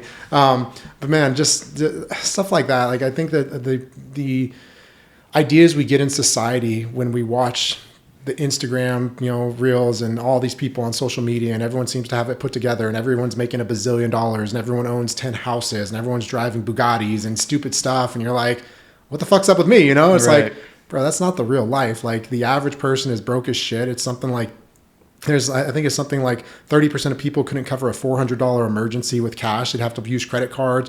You look at the average person buying a house is, 35, 36 years old. The average median savings in the United States today, and these are people from, including retirees, is like $100,000. And it's like the average person really isn't doing anything spectacular. And I think that if people just work at, you don't have to be great, but like be in the top 10%, just be good. Be good, show up early, stay late, work a little harder, and I know we've talked, I think I was around Christmas, I was talking about how like I use my first hour of every morning to work on a project that it's not due today. It's my big picture project, and just having that consistent progress towards moving my business forward, because if I only focus on the things that are due today, like my business will never grow. We're never going to get better. And that's one thing I've seen even just since we've known each other the past couple of years, like with what you're doing with your business. Maybe we can go into how you transition from law enforcement to doing what you're doing now and just the lessons you're learning. I was actually, I was talking with Will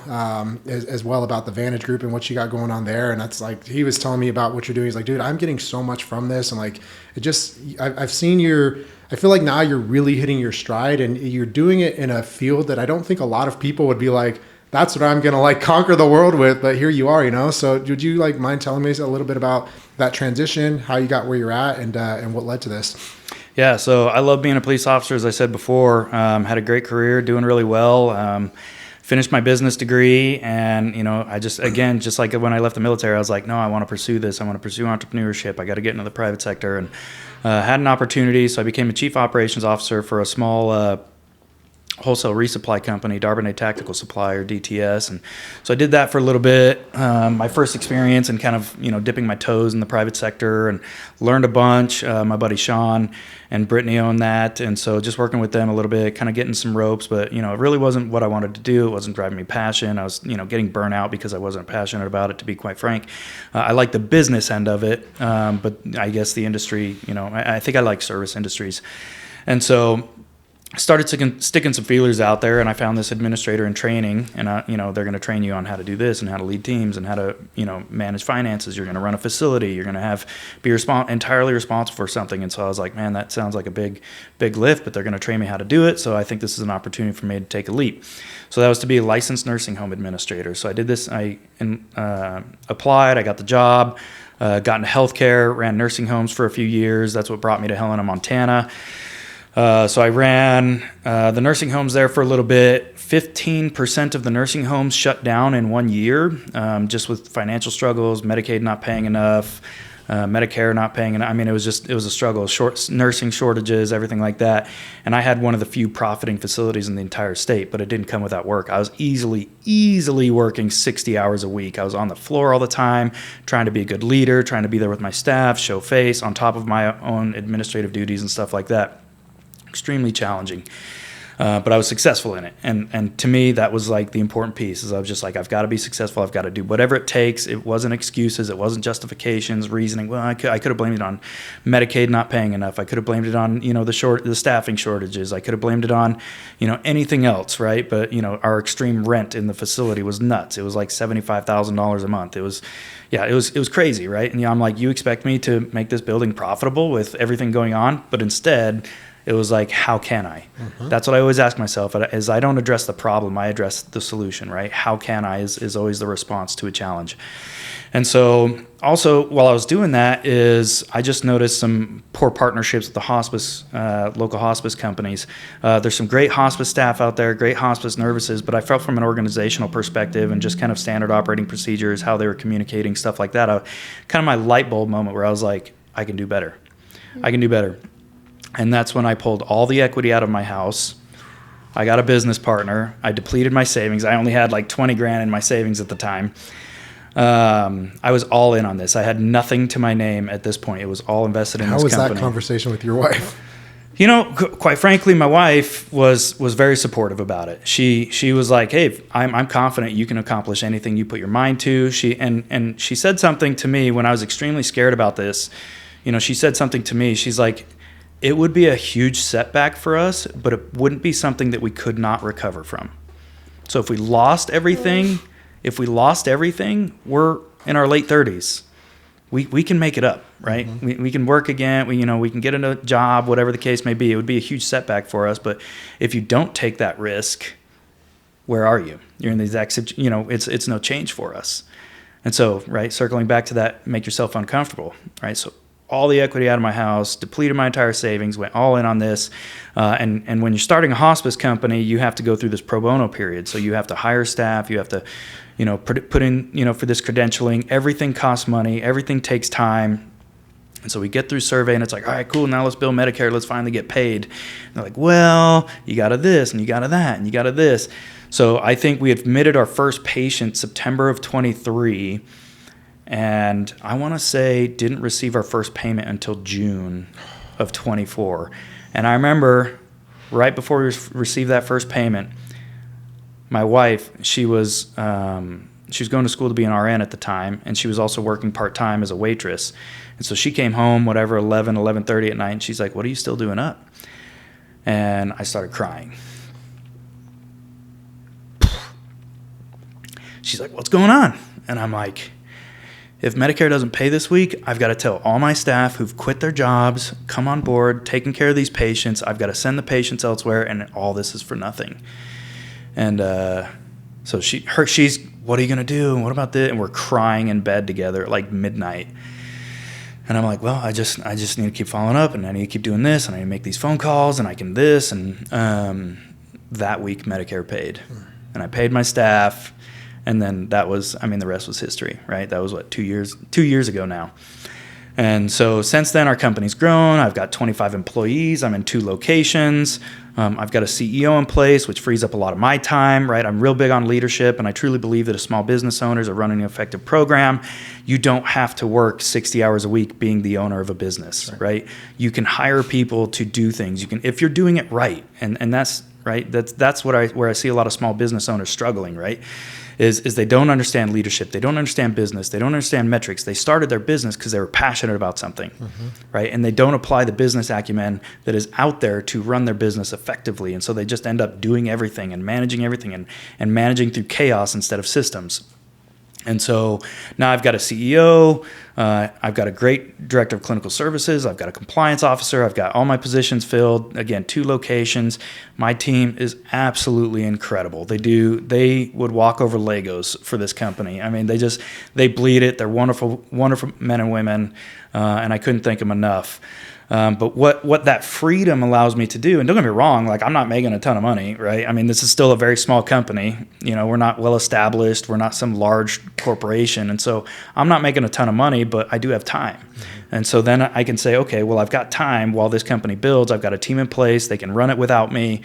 So what can I do with my time? And then I, got one of my childhood friends, who was looking for work at the time. And I'm like, dude, why don't you just start your own business? He's like, well, I don't know anything about business. And so we purchased Mr. Knife Guy, a small retail store. What is that? Tell me about that. Yeah, so Mr. Knife Guy is a small retail store in St. George, Utah, and he does knife sharpening, engravings, and he resells knives. So Benchmades, Shoons, stuff like that, everything from cutlery to EDC type knives or hunting, fishing type knives. And it was a profiting business, and it's still profiting after we went through the purchase process. And so now I'm just working with Chris. We purchased that last year, and I'm working with Chris on like the business end of it. I'm like, cool, you own this business. It's paying the bills. That's wonderful. That's great. But like, how do you take it to the next level? What systems can we change? How do we systematize some of this? How do we automate some of this? Because he's the only, it's a one-man show. And so I'm like, you've got to alleviate as much as you can, right? Systems, take all thought, right? Anything that can be automated, you should not be doing it.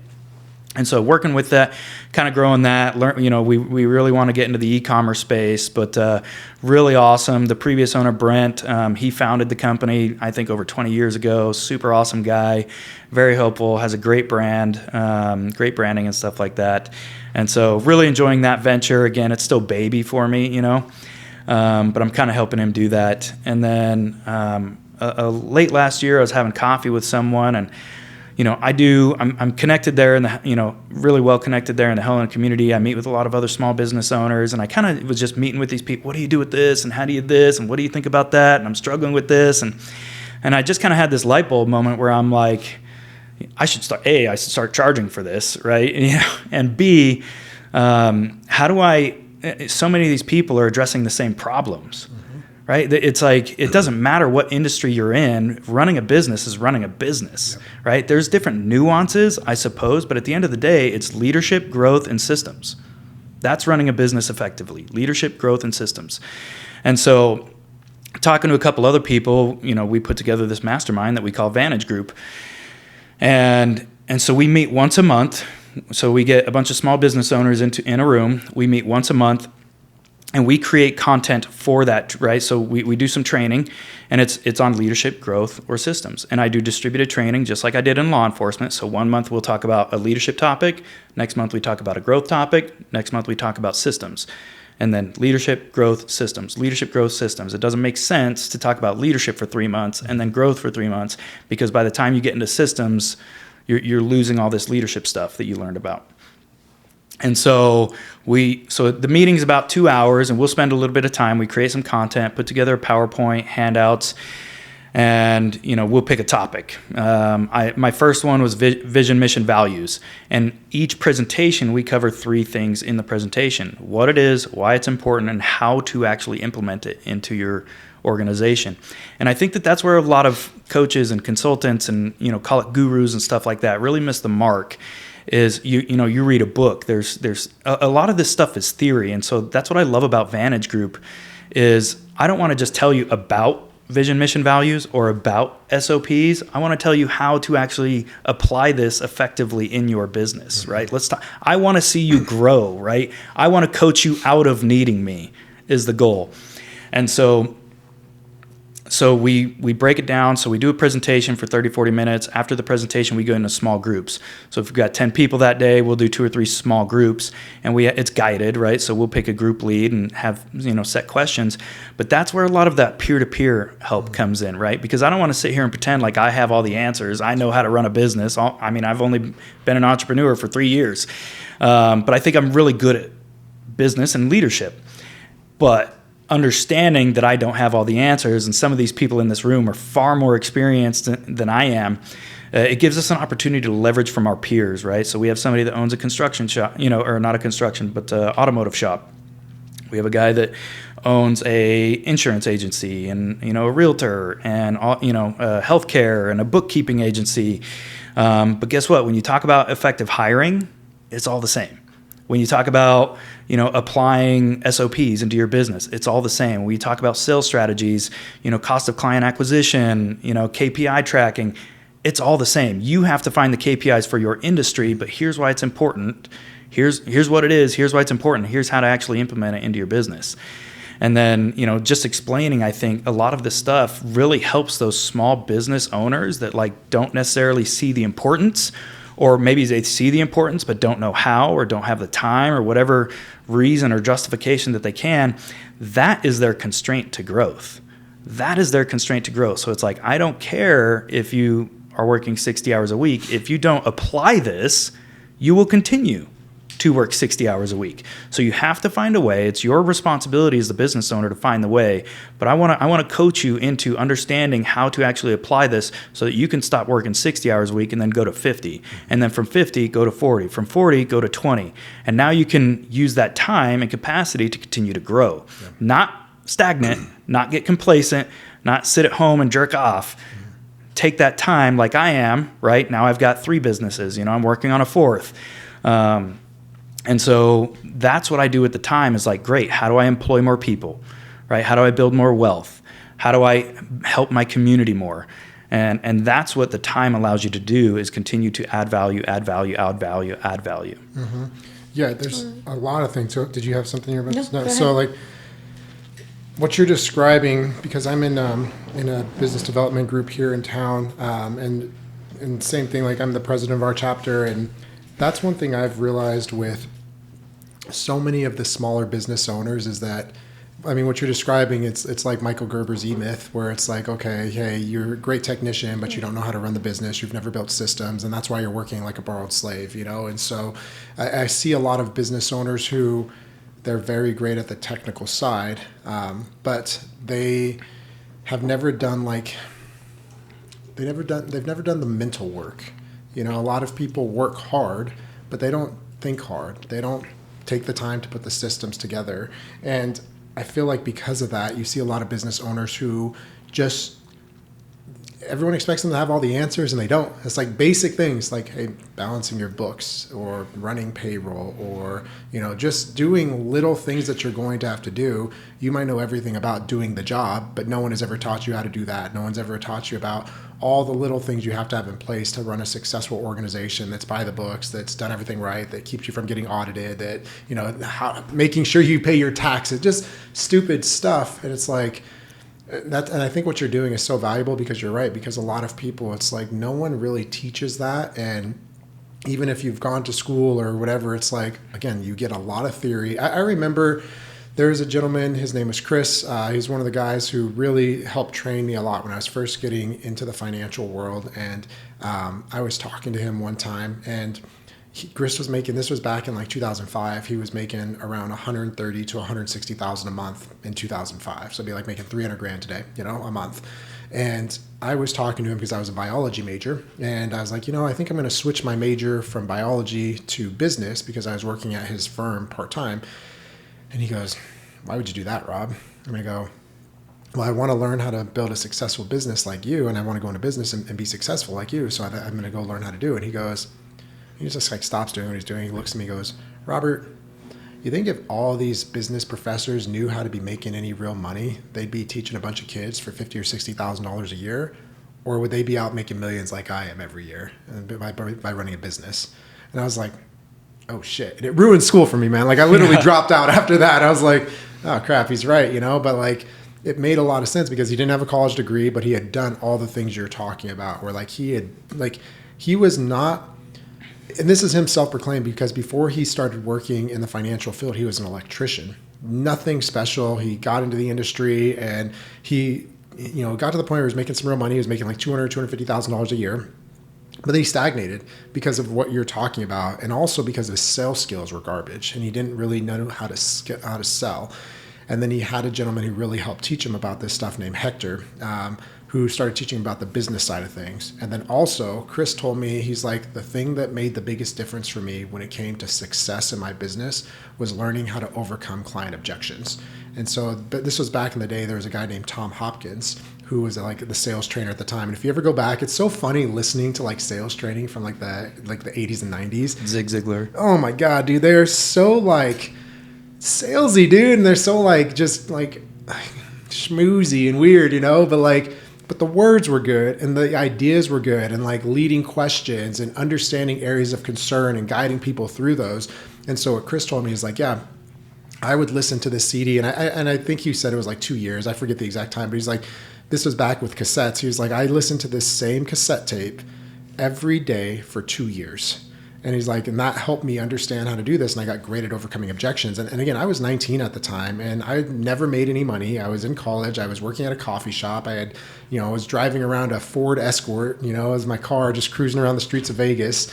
But I was working with these guys who were just making all this money. And I was like, same like what you talked about. Like, I always thought, like, if one person has figured out how to do this, there's a way. If they can do it, I can do it. And then I saw a lot of these guys were talking about how much they would read, and how those, like, if you're not reading books consistently, you're retarded. Like, you're doing this wrong, because like you can stand on the shoulders of giants. There's people who've accomplished exactly what you want to accomplish, and then they wrote down exactly how to do it.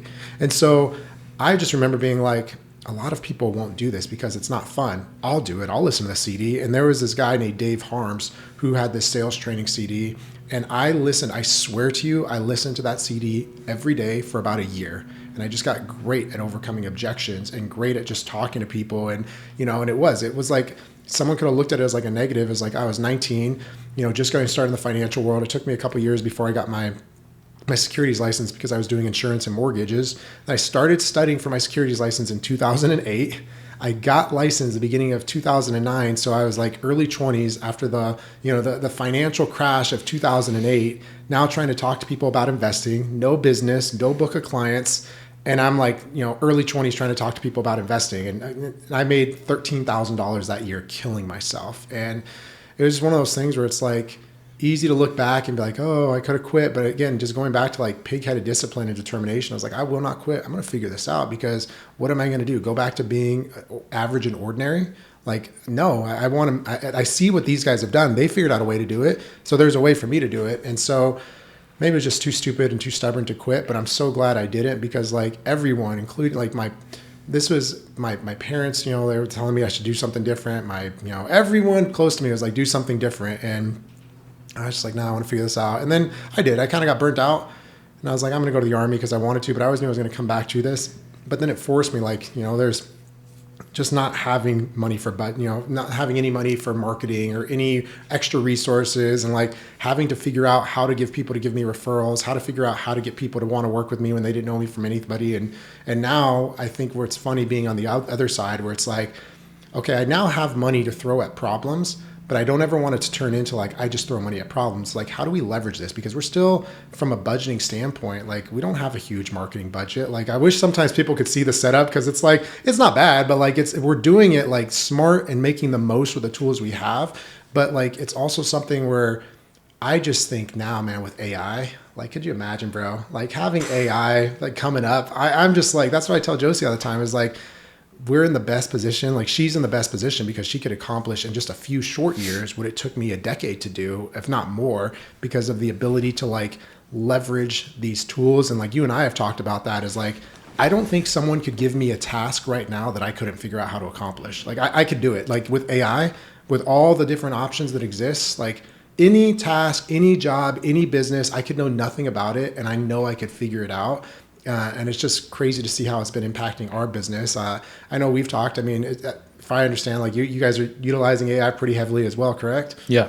Yeah. What have you seen for yourself, man? How has that been helpful? And how do you, like, what are some of the things that you like, man, this is the way we've been able to leverage it? Yeah, so I tell people, I was talking to somebody just the other day, and he was like, man, he's in IT, and he's like, they're using all this AI and stuff like that, and I'm fearful of my job. And I'm like, if they're a good entrepreneur, right, they're using AI for people to be able to do more with less, not to cut, right? If you're an entrepreneur, your goal is to grow, not cut. Mm-hmm. If you're cutting instead of growing, you have a very limited mindset. Versus, if I have an IT rep on my team, who can handle 10 clients without AI, how do I get that rep to handle 20 clients? Now I can pay that rep more, right? Because he can handle 20 clients. Or you can bring in more clients and have to hire another IT guy. Correct. Yeah. Right? At the end of the day, you're going to have... I'm sorry, could you bring your mic just a little bit closer? Oh, yeah. Yeah, you're good. There you go. Perfect. But at the end of the day, a good entrepreneur has an infinite mindset. There's more out there for me to get, not a limited mindset. I've got to cut costs so that I can increase my margin. Or I'm going to use AI more so I don't need as many IT people. That's not how I would look at it. So I look at it, how do I give this as tools and resources so they can do more of their real job, right? My nurses should be doing nursing work, not administrative and documentation and stuff like that, right? So how do we, nurses didn't go to school to learn how to document everything. So we've incorporated AI, where they can dictate into something, and it makes sure that it's got QA stuff in place to make sure they're getting all the appropriate documentation. I use AI on the business end every single day. At first I was using it for trivial tasks like, hey, help me respond professionally to this email. And now I'm like, I'm giving it strategic tasks or direction. I've got it in my email, so it's monitoring my email and providing drafts on my behalf. So I can shave off 30 minutes of my email time a day.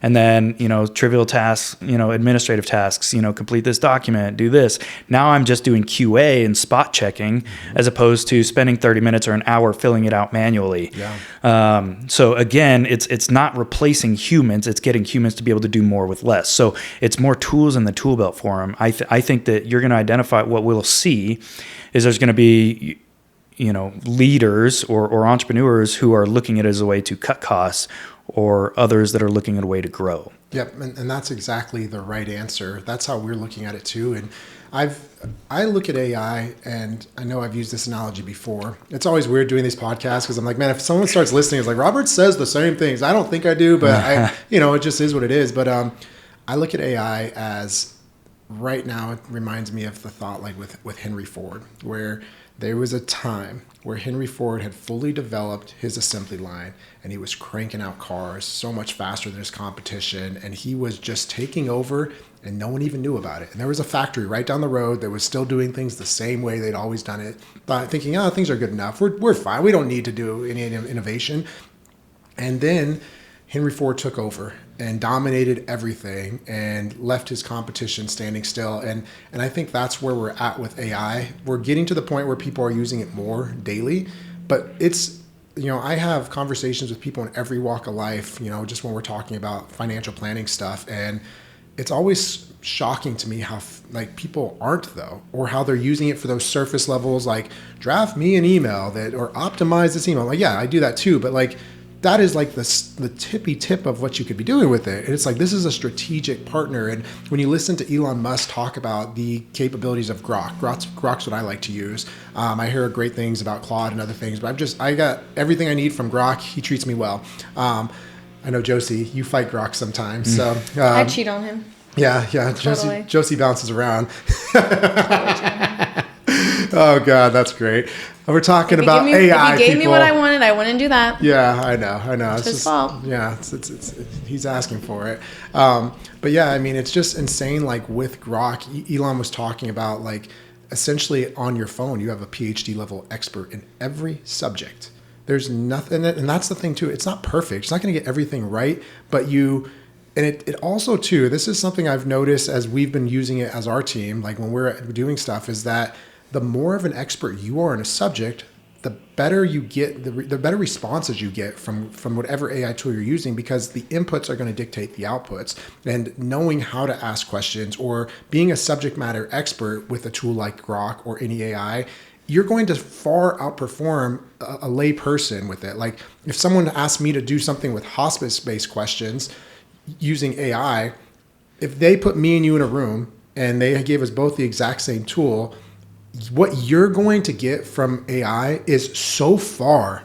It's not even the same game. You're going to blow me away with what you can put together versus what I could, and vice versa. Even in my industry, people are like, are you worried about AI taking your job? I'm not worried about it at all, because number one, I don't think that anyone who's an adult that will be investing right now for as long as I plan on doing this is going to trust their life savings to an AI.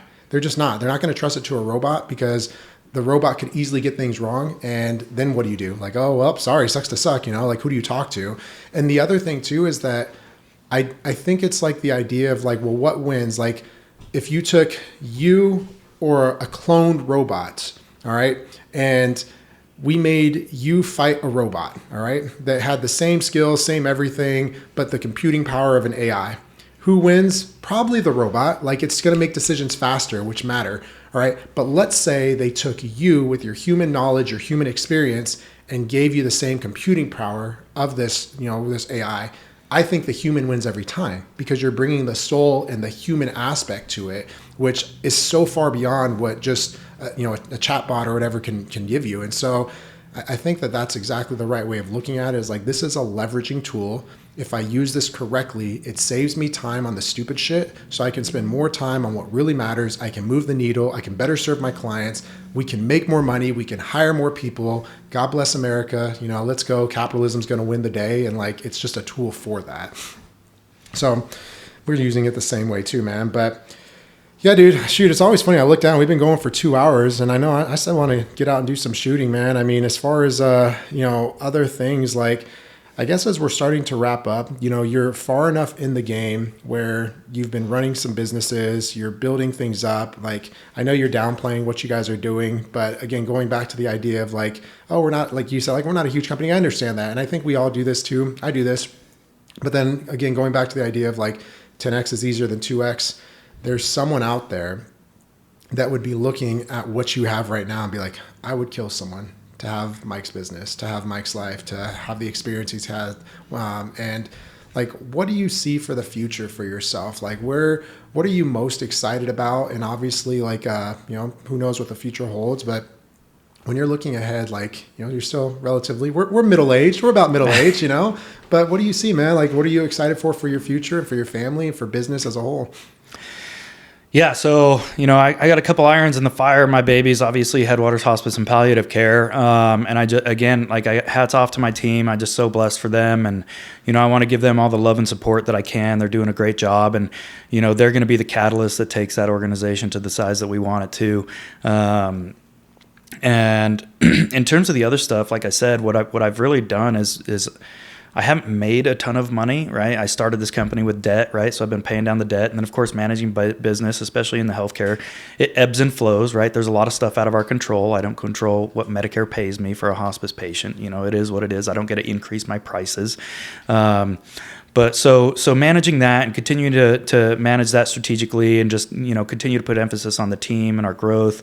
We're going to continue to build on that. In terms of my other businesses, those are exciting. I love business. I could talk about business and leadership all day long, every day. That's where my passion is. That's why I started, the consulting Vantage Group and stuff like that, because that's where I'm really passionate. And I would say that that's where my expertise are, more so than they are in healthcare. That's my team are experts in that, right? I would say that I'm really good at the business end of things. So I enjoy talking about that. And really, I just, I'm finally able to spend a little bit more time with my family, and I think for me, it's this, I don't want to say work-life balance isn't what the phrase I'm looking for, but I've put a lot of that off. I'm a workaholic. I love to work. I get up at 4:30 in the morning to get ready to work out. While I'm taking my pre-workout, I'm checking emails, I'm drafting stuff, I'm, doing a little research and studying. Then I finish my workout, and then I get ready for the day. But some days, if I don't have a meeting at 8 a.m., I'll spend 30 more minutes with my son and just, get him ready for school and play, throw the ball with him or something like that. And so what it's done is allowed me, the freedom of time. And so I, just like my business, I want to manage that strategically. I don't want to get so complacent and spend so much time at home thinking that everything's hunky-dory. But at the same time, I also don't want to lose sight of that. My son just turned 5 last week. And what's his name again? I'm sorry. Logan, that's right. Okay. Logan. And my wife, Ashley, she's getting ready to go to school to be a nurse practitioner. And so What I'm doing with the freedom is continuing to grow, but I'm trying to do it strategically in a manner that doesn't let me lose sight of what's really important. What do you think, like if you were looking ahead, like for me, one of the things that I love the idea of with this podcast is because life is so short. You may live, you may die, it is what it is. And I tell Lincoln about that. I literally talk to Lincoln about how life is short every day. You might die today. I might die today. That doesn't define you. Like, I don't know why. It's never gone away from me because you know how it is. And it's not just like even the Army, but it's just life as a whole. We all think we have all this time. We all think that, it's going to last forever.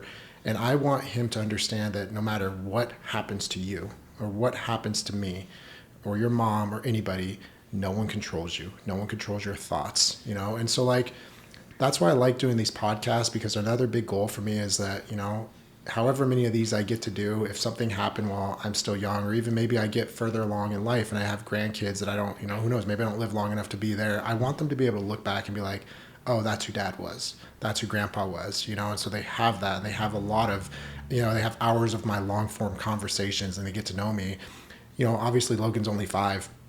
What are some of the things you're like, as you think about it as a dad, the core values and the lessons you want to instill in him, and what do you think makes like young men, like what is the path that you think makes this, I don't want to say successful, like, oh, like making money, but like, what do you think makes like a young man successful, and some of the things you want to teach him? That's a good question. I think some people might say that I'm really hard on my son. I don't think that I'm hard. I think I'm just teaching him what, like you talked about earlier with Lincoln. It's like, well, that's life. You don't always get it your way when you have a tantrum, stuff like that. And so just last night we were celebrating Cinco de Mayo with some friends, had a couple margaritas, had the kids all playing with each other, and Logan starts crying. I don't remember exactly why he started crying, fell or a toy broke or whatever the case may be. And something we do is when he's crying, I say, I can't hear you when you're crying. I can't hear you when, really I can't, because he's crying, right? But I tell him, and seeing this kid now, he's like, oh, okay, what I'm saying, and then he says what he needs to say. So stuff like that it's like, hey, like, I'm not going to just let you cry. You've got to be able to control that emotion. You've got to be, I'm not saying that it's not okay to cry. You can cry. That's fine, right? But I'm teaching him to manage those emotions. I think teaching him to be uncomfortable, right? We could sit at home and, when I get home from work, we can pop up the PlayStation and play video games until we're blue in the face, order pizza, or I can get you up in the morning and we can go on a walk before we get ready for school. He sees me work out every morning. Again, I'm up at 4:30 every morning working out. He sees that. So I think, first of all, it's setting an example of what right looks like. I don't want him to be a bodybuilder. If he wants to be a bodybuilder, great. But I want him to see good, healthy habits, right? I want him to learn good, healthy habits. Control your emotions. Sometimes you're going to get told no. I think one of the best things you can do for your child is tell them no and stick to it, right? That being able to deal with that kind of stuff teaches resilience, right? And so how else, if they're getting what they want all the time, or you're constantly, coddling them, they're not learning about resilience. And when they get into the real world, they're going to struggle with that. And so I think ultimately, I honestly, like, I treat my son like a man. I treat my son like a man, or like an employee. It's like, hey, this is a standard. You were supposed to do this. Why do I have to tell you twice?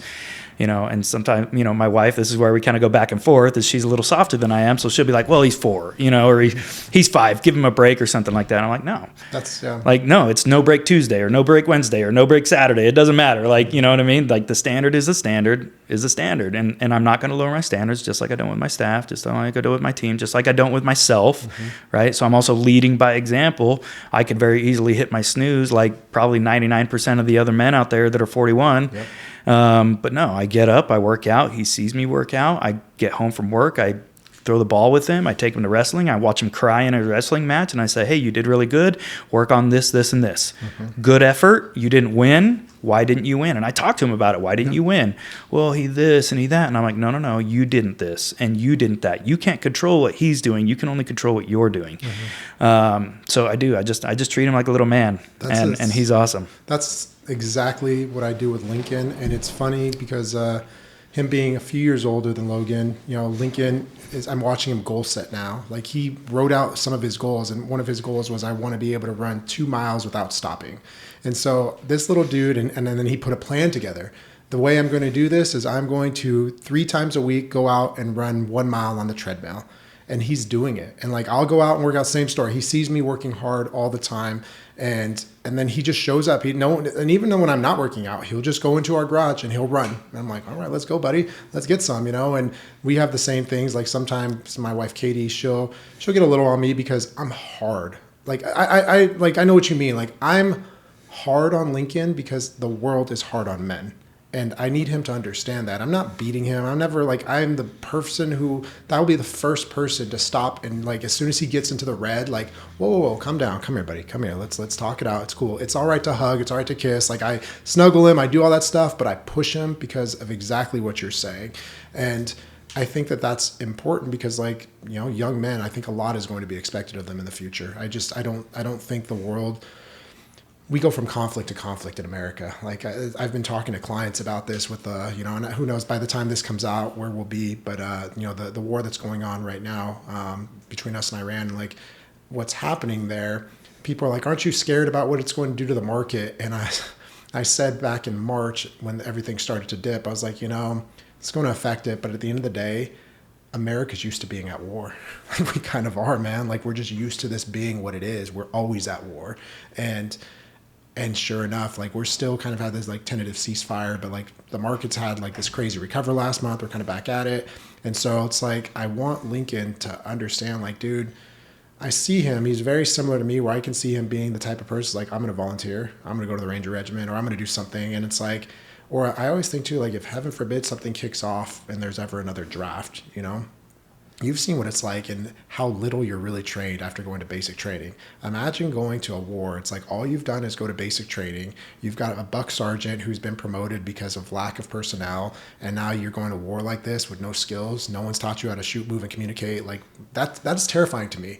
But I'm sure you've also seen the influence that one amazing soldier can have on their squad or on their platoon. Maybe you can't influence a battalion, but like at the platoon level, one amazing soldier can bring everyone up, kind of like what you were talking about with your squad leader, which is kind of a dick. So I want to have him in that position where he has those types of skills. And I think just kind of the last question I'd be curious to hear your thoughts on is having been like, I don't know how to say this the right way, so I'm just going to say it, but like in today's culture, there's a lot of soft men. And I mean, having lived a life where you haven't really had a soft adulthood, it sounds like you've had a little bit of an easier childhood and you were like, kind of like you said, okay, with quitting when things were a little bit tough, but now you've kind of lived like what I would say is a man's life. You've gone to war, you got out, you were a police officer, and now you're building a business. Like you're doing all the things. And kind of, if you look at like what it is to be a man, like that's a man's life right there, And so to people out there, whether young men or maybe just men in general who aren't where they want to be, and they're trying to figure out like, how do I go in the right directions? What would you say to like people like that? And maybe like if we're talking to, guys in their 20s who all they're seeing online is, like we talked about like the Andrew Tates of the world and good, God bless America, be whatever you want to be. But like sometimes I think you see people online where they're saying like to be a man means you're a womanizer, you're this, you're that. And it's like, I don't necessarily agree with all that. And I'm just curious, like, what would you say to like those 20-something-year-old guys out there who are trying to figure out what it means to be like a true man in today's world? Goals without action plans are dreams, right? If you've got a goal, dig deep dive, do some research, create an action plan, right? It's not until you jump in the water do you learn how to swim. You can practice how to swim all day long outside of the water, but not until you jump in that water do you truly learn how to swim, because you don't know if you're buoyant, you don't know how to kick, right? It's all practice outside of the water. Eventually, you've got to jump in the water. So goals without action plans are dreams. Jump, take the leap of faith, do. We've talked about this or implied some of this throughout the conversation is action beats planning every day, right? Get your repetitions, fail fast, fail over and over and over again, because that is the path to success. So when others are thinking about stepping, afraid of stepping, step. If you step on a Lego, keep walking. Look for Legos next time, right? Learn from your mistakes is another piece. And just remember, accountability is an act of love. right?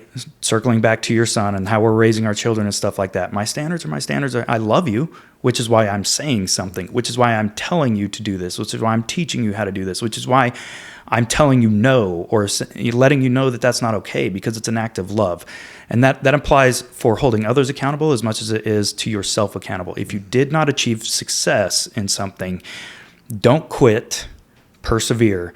And how you do that is circling back is like, okay, that didn't work. How do I do better next time? I love it, man. That's great. Mike, thank you so much. I feel like you're right. We could go on forever, but I want to go shoot some guns, and we talked about doing it. So we'll cut it off there. But just as we're wrapping up, I always want to make it easy. If someone did want to connect with you, we'll put all this in the video so they can see your stuff. But if someone wanted to connect with you on any of your businesses, maybe they're in the Helena area, want to learn more about Vantage Group, what's the easiest way for people to find you and connect with you? I monitor my LinkedIn every day. You can find me on LinkedIn. I don't have the link, but we can share it in any of these posts and stuff like that. But I monitor my LinkedIn. Find me on LinkedIn. I'm happy to connect and help people. Awesome, man. Well, I appreciate you. Thank you so much for coming on. Guys, we appreciate you watching. Me and Josie, we will put our contact info as well in the comments, the description below if you want to connect with us, whether that's to talk about anything from the podcast or if you wanted to talk about, financial planning and what that looks like and how we approach that with our firm Nexus Wealth Management. But guys, thank you so much. Josie, we talk to Army most of the time, so thank you for being here. Yeah. I always feel bad when I do this, but I'm glad when we get to do the episodes where it's me and you talking, because then people get to see you actually do talk a lot. But sometimes too much. But But guys, thank you so much. Thanks for watching, and we will see you guys on the next episode. Take care.